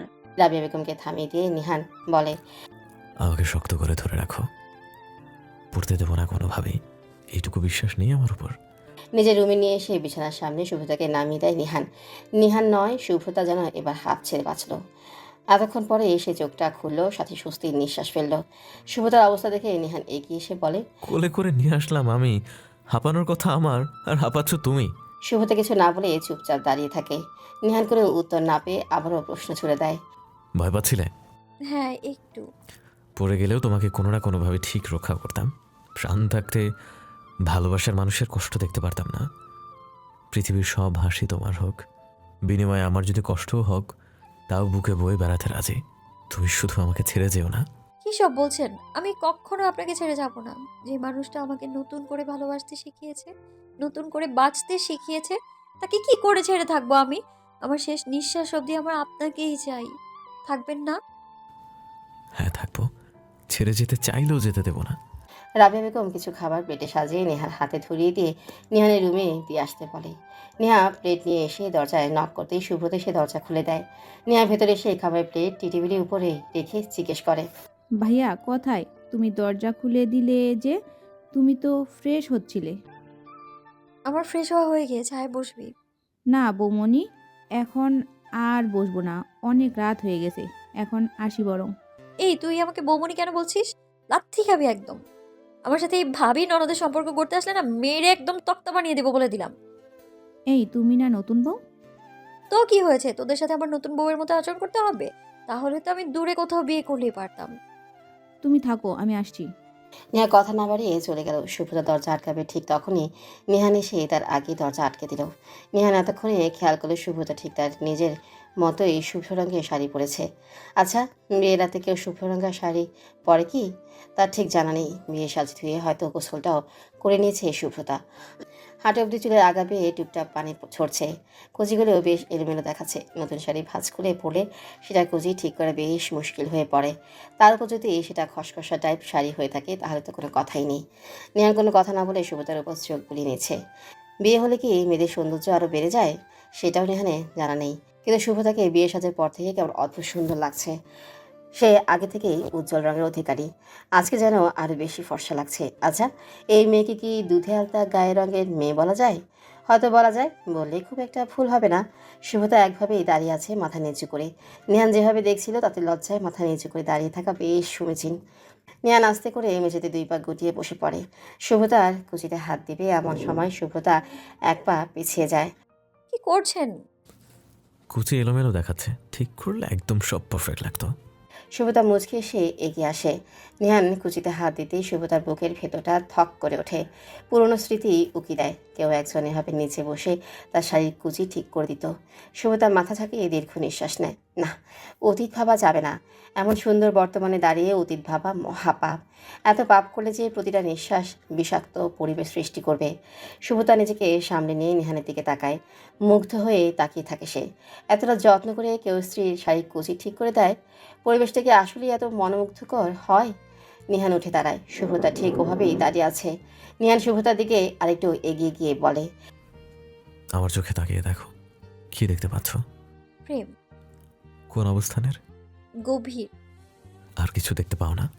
সুব্রতা চুপ করে থাকে। নেহান আবারও বলে ওঠে, তৃষ্ণা দেখতে পাও? বুকে জড়িয়ে নেবার তৃষ্ণা দেখতে পাও? চোখের নিচের জমাট বাঁধা কালো দাগ। তোমার প্রতি যখন প্রেমের শুরু হলো আমার হয়েছিল সারা। বুঝতে পারো চোখ দেখে কত কোটি সেকেন্ড মিনিট তোমাকে নিয়ে ভেবে কাটিয়েছি। কল্পনায় সঙ্গ পেয়ে মুচকে হেসেছি। একবার ভালোবাসার শব্দটা তোমার কানে পৌঁছাতে কতটা ব্যাকুল হয়েছে, সেই ব্যাকুলতা দেখতে পাও তুমি? তোমাকে নিজের করে পাওয়ার পরও তৃষ্ণা মিটছে না। এই জন্মে মিটবে বলে আমার মনে হয় না। মনে হয় তোমাকে দেখার তৃষ্ণা আমার চোখে আজীবন থাকুক। তোমাকে জড়িয়ে নেওয়ার জন্য আমার বুকটা সবসময় পড়ুক। সেই পোড়া গন্ধে তুমি আমার কাছে আসলে সময় থেমে যাক। তোমার ব্যথায় আমার হৃদয় সর্বক্ষণ টন টন করুক। আর আমি ছাড়া আপনি ছাড়া আমার একটা দিনও না আসুক। নেহান থেমে যায় মুহূর্তের মাঝে। সুব্রতার চোখ ছলছল করছে। চোখের পলক ফেললেই টুপ করে বৃষ্টির ফোঁটা পড়বে। সুব্রতা বিছানায় ধূপ করে বসে পড়ে। চোখের পানি গাল বেয়ে নেমেছে। নেহান গিয়ে সুব্রতার পায়ের কাছে বসে। আপনি আমাকে ভালোবাসার কথা আগে কেন জানালেন না? জানলে হয়তো আমার জীবনটা এমন সুব্রতাকে কথা শেষ করতে দেয় না নেহান। সুব্রতার কথার মাঝে বলে ওঠে, প্লিজ শুভ্রা, আমি তোর জীবনের শেষ পুরুষ হয়ে থাকতে চাই। আমার জীবনের প্রতিটা সেকেন্ড তোর সাথে কাটাতে চাই। তুই আমার জীবনের প্রথম নারী, প্রথম ভালোবাসা। তুই আমার সব কিছুর শেষ। তোর আগে কেউ আসেনি, তোর পরেও কেউ আসবে না। আমি নিহার নিজেকে সিলমোহর দিয়ে আটকে দিলাম। আমি পুরোপুরি তোর হয়ে থাকতে চাই। তুই শুধু তোর অতীতটা প্লিজ সামনে আনবি না। আমি সহ্য করতে পারি না। নেহান মেঝে থেকে উঠে দাঁড়ায়। বিয়ের পাঞ্জাবি সে এখনও পরে আছে। পাঞ্জাবির পকেট থেকে একটা ছোট্ট কৌটা বের করে সুব্রতার সামনে এগিয়ে দেয়। সুব্রতা নিজের চোখের পানি মুছে নেয়। নেহানের দিকে দৃষ্টি দিয়ে জিজ্ঞেস করে, কি আছে এতে? খুলেই দেখ। সুব্রতা নেহানের হাত থেকে কৌটাটা নিয়ে খুলে দেখে সেখানে সুন্দর একটা রিং রয়েছে। সুব্রতা কৌটা থেকে চোখ সরিয়ে বলে ওঠে, ডায়মন্ড। পছন্দ হয়েছে? অনেক বেশি সুন্দর। তোমার থেকে কিঞ্চিত পরিমাণও বেশি নয়। পৃথিবীর সব সৌন্দর্য তোমার কাছে তুচ্ছ। নিহানের কথায় বেশ লজ্জা পেয়ে যায় সুব্রতা। লজ্জায় মাথা নিচু করে বসে থাকে। মেঝের দিকে তাকিয়ে লজ্জা মাখা মুখ নিয়ে বলে, আপনি না ভীষণ বাজে, কেমন কথায় কথায় লজ্জায় ফেলে দেন। বউ, একটু জড়িয়ে ধরবো? নিহানের কথায় ফিক করে হেসে ফেলে সুব্রতা। নিহান এক পলকে সুব্রতার হাসি দেখছে। সুব্রতা হাসলে তার গালের টোল সবচেয়ে বেশি নজর কাড়ে নিহানের। তুমি কি জানো, তোমার এই হাসি আমার সময় থামিয়ে দেয়। সময়ের সাথে শরীরটাও থেমে যায়, আমার চোখ পলক ফেলতে ভুলে যায়। তুমি কি জানো মেয়ে, তোমার হাসি অন্য কারো ঠোঁটেও হাসি ফোটায়। কার মুখে হাসি ফুটে যায় আমার হাসি দেখে? তোমার একমাত্র বরের। আচ্ছা তাই? হ্যাঁ। আর কি কি হয়? বুকে উথাল পাতাল ঢেউ উঠে, গাল দুটো ছোঁট দিয়ে ছুঁয়ে দিতে ইচ্ছা করে। ছি, বাজে লোক একটা। সত্য কথা বললেই বাজে লোক? তা নয় তো কি। আচ্ছা তাই? বলি নিহান মুখে হাসি নিয়ে সুব্রতার দিকে এগোতে থাকে। সুব্রতা নিহানের এগিয়ে আসা দেখে পিছাতে থাকে। নিহান সুব্রতার হাত ধরে এক ঝটকা নিজের কাছে এনে বলে, পিছিয়ে যাচ্ছ কেন? আর কত এগোতে হবে আমাকে? জড়িয়ে ধরা পড়ে এসো, একটা কড়া করে চুমু খেয়ে দেখাও, মিষ্টি লাগবে। বারবার এর জন্য আবদার করবে, দেখে নিও। নিহানের কথায় সুব্রতা যেন লজ্জায় মরে যাচ্ছে। কী সব কথাবার্তা বলছে নিহান। হাত ছাড়িয়ে নিয়ে চোখ ঢেকে ফেলে এসে নিহান সুব্রতার অবস্থা দেখে মিটিমিটি হাসছে। এক নিমিষেই বুকে জড়িয়ে নেয় তাকে। নিহান অনুভব করে হৃদয়টা কেমন শীতল হয়ে যাচ্ছে। এত বছরের কাঙ্ক্ষিত মানুষটা আজকে বুকে ঠাঁই পেয়েছে। অতিরিক্ত ভ্যাবসা গরমের পর বৃষ্টি আর ঝড়ো হাওয়া যেমন পরিবেশ ঠান্ডা করে দিয়ে যায়, ঠিক তেমনই এতদিনে না পাওয়া যন্ত্রণা নিমেষেই শরীর মন শীতল করে দিচ্ছে। চারিদিক থেকে আজানের ধ্বনি ভেসে আসছে। সুব্রতা ফোনটা হাতে নিয়ে দেখে ফজরের সময় হয়ে গিয়েছে। বিছানা ছেড়ে উঠে বসে। নিহানকে ডাকবে কিনা সেটা ভাবছে। তার অনেক দিনের ইচ্ছে ফজরে দুজন একসাথে নামাজ পড়তে উঠবে। সেটা আগের জীবনেও কয়েকটা দিন পূরণ হয়েছিল। আর তারপর সুব্রতা নিহানের পিঠে হাত দিয়ে ডাকতে থাকে। কয়েকবার ডাকার পর নিহান চোখ পিটপিট করে সুব্রতার দিকে তাকায়। ঘুম জড়ানো গলায় বলে, কি হয়েছে, ডাকছিস কেন? আজান দিচ্ছে তো। সুব্রতা কিছু বলবে তখন নিহানও আচ্ছা উঠছি বলে উঠে বসে। চোখ ডলতে ডলতে বলে, ওয়াশরুমে কে আগে যাবে, আমি নাকি তুই? আপনি জান, আমি বসে অপেক্ষা করছি। আপনার তো জামায়াতে নামাজ পড়তে হবে, আমি ওয়াশরুমে গেলে দেরি হয়ে যাবে। তার চেয়ে আপনি আগে যান, সেটাই ভালো হবে। ঠিক আছে। যাওয়া বাদ দিয়ে এক পলকে সুব্রতার দিকে তাকিয়ে আছে নিহান। ঘুম থেকে উঠলেও একটা মানুষ এত সুন্দর দেখায় কিভাবে? এলোমেলো চুল, চেহারাটাও ঘুম ঘুম, কি অসম্ভব সুন্দর লাগছে। কি হলো, ওইভাবে তাকিয়ে আছেন কেন? তুমি সুন্দর তাই চেয়ে থাকি। দূর যান তো, দেরি হয়ে যাচ্ছে। নিহান ওয়াশরুম থেকে বের হতেই সুব্রতা ভেতরে চলে যায়। নিহান তৈরি হয়ে সুব্রতার জন্য একটা চিরকুট রেখে নিজেও মসজিদের উদ্দেশ্যে বের হয়ে যায়। জামায়াতে নামাজ শুরু হতে 7 মিনিট বাকি। বাইরে থেকে মসজিদ যেতে 3 থেকে 4 মিনিট লাগে। নিহান দরজাটা কিছুটা ভিজিয়ে চলে যায়। নামাজ শেষে তার আরেকটা কাজে যেতে হবে। ফুলের জোগাড় করতে হবে। এটা একটা পুরুষের খুব গুরুত্বপূর্ণ একটা কাজ। পুরুষটাকে গুরুত্ব দিলে নারীও পুরুষের প্রতি গুরুত্ব বাড়িয়ে দিবে। নারী ছোট ছোট ইচ্ছে পূরণ হলেই তারা বেশি প্রশান্তি পায়। এই যেমন হঠাৎ ফুল পেলে, নামবিহীন কোনো উপহার, বাসায় আসার পথে তার শখের কোনো জিনিস, একজোড়া কানের দুল বা শুভ কোনো শাড়ি, প্রিয় লেখকের কোনো বই, সময় মতো সামান্য প্রশংসা। নারীর মন প্রশান্ত রাখার জন্য এগুলি যথেষ্ট। সুব্রতা আলমারি থেকে কয়েকটা শাড়ি বের করে দ্বিধাগ্রস্ত হয়ে পড়ে কোনটা পরবে সেটা ভেবে। নিহানের কোন রঙটা পছন্দ সেটাও জেনে নেওয়া হয়নি। হঠাৎ ফোনে নিচে সাদা কাগজের মতো দেখতে পেয়ে হাতে নেয় ছিরকুট পরে সুব্রতা আবারও আলমারি খুলে বাম পাশের ড্রয়ারে কালো রঙের শাড়িটা দেখতে পায় সে। হাসি মুখে শাড়িটা নিয়ে পড়তে চলে যায়।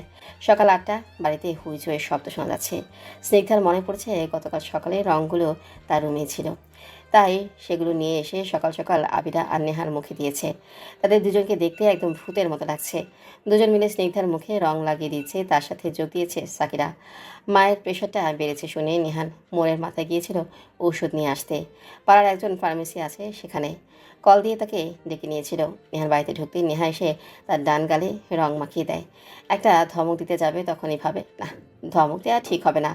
বিয়েতে মজা করছে করুক, কাছে বরং খানিকটা রং নিজের কাছে রেখে দেওয়া যায়। সময় বুঝে এই নতুন বউকে রাঙিয়ে দেওয়া যাবে। হই হুল্লোড়ের আওয়াজে ঘুম ভেঙে যায় সুব্রতার। উঠে বসে সে, ঘড়ির দিকে তাকিয়ে দেখে 8টা পার হয়ে গেছে। তাড়াতাড়ি করে উঠতে গিয়ে বিছানার পাশে চোখ যেতেই দেখে সেখানে একটা গোলাপ আর বেলি ফুলের মালা রাখা, সাথে চিরকুটে লেখা, শুভ সকাল শুভ্রপুরী, ছিটকুটার ফুলগুলো নিয়ে বসে কিছু ভাবতে থাকে সে। প্রতিটা পদক্ষেপে নিহান তাকে চমকে দিচ্ছে। যে মানুষটা এত ভালোবাসতে পারে সেই মানুষটা এতগুলো বছর ভালোবাসা অপ্রকাশিত রেখেছিল। বাইরে এই রুমে সবাই বসে আড্ডা দিচ্ছে, নিহানও বসে আছে। রান্নাঘরে রাবিয়া বেগম নাস্তা বানাচ্ছেন। শুভতা সেই কাছে এসে ভাবছে মাথায় কাপড় দেবে কি না, ভালোভাবে নিজে দেখে নেয় কে কে আছে। শুধু আবিরা আর নেহা আছে, সাথে নিহান। বড় মা রান্নাঘরে কাজ করছেন, তাই সে আর সাত পাঁচ না ভেবে মাথায় কাপড় না দিয়ে নামতে থাকে। মাথায় কাপড় দিলে তো খোপার ফুলটা নিহান দেখতে পাবে না। নিহান বসে ফোনে কিছু একটা করছিল। শুভতা পাশ দিয়ে সোজা রান্নাঘরের দিকে চলে যায়। নিহান সামনে তাকাতেই শুভতার খোপায় ফুল দেখে সেদিকেই তাকিয়ে থাকে। শুভতাকে দেখে রাবিয়া বেগম বলেন, ঘুম হলো? হ্যাঁ হয়েছে। আমার কিছু কাজ দাও না, করে দিই আমি। তোর কিছু করতে হবে না, আমি তোর বড় মাই আছি, চাপ নিস না। আমার 2 মেয়েকে রান্না করে খাওয়াতে পারলে তোকেও পারবো। যা গিয়ে বস ওখানে। কিছু একটা করি প্লিজ বড় মা। তুই কালো শাড়ি পরেছিস, আজ কালো শাড়ি কেন? রাবিয়া বেগমের প্রশ্নে শুভতার শুকনো ঢোক গিলে নিহানের দিকে তাকায়। নিহান মনোযোগ দিয়ে ফোন টিপছে। বউ এখানে কালো শাড়ি পরে জেরার সম্মুখীন হয়েছে, আর বর চুপচাপ বসে ফোন কাটছে। কি হলো, ওই দিকে কি দেখছিস? উনি বলেছেন কালো শাড়ি পরতে, তাই পরেছি। আচ্ছা যা গিয়ে বস ওখানে, আমি নাস্তা নিয়ে আসছি। আমি তোমার সাথে নাস্তা নিয়ে যাই, এটা অন্তত করি। শুভ্রতা, যেতে বলেছি আমি। শুভতা আর কোনো কথা না বাড়িয়ে আবিরার পাশে গিয়ে বসে। শুভতাকে আবিরার পাশে বসতে দেখে নিহান ঠুকুসকে তাকায় তার দিকে। শুভতা সেদিকে পাত্তা না দিয়ে আবিরা আর নেহার সাথে গল্প শুরু করে দেয়। বিকেলে আসরে নামাজ শেষ করে বাবার সাথে বসে বসে গল্প করছে শুভ্রতা। স্নিগ্ধা ঘুমোচ্ছে, আর আয়শা বেগম শুভ্রতার জন্য ফ্রিজ থেকে পায়েস নিয়ে এসে পাশে বসলেন। শুভতা ঘন দুধের বাদামি রঙের পায়েস খেতে ভীষণ পছন্দ করে। ছোটবেলা থেকে মাঝে মাঝে পায়েস খাওয়ার বায়না ধরে।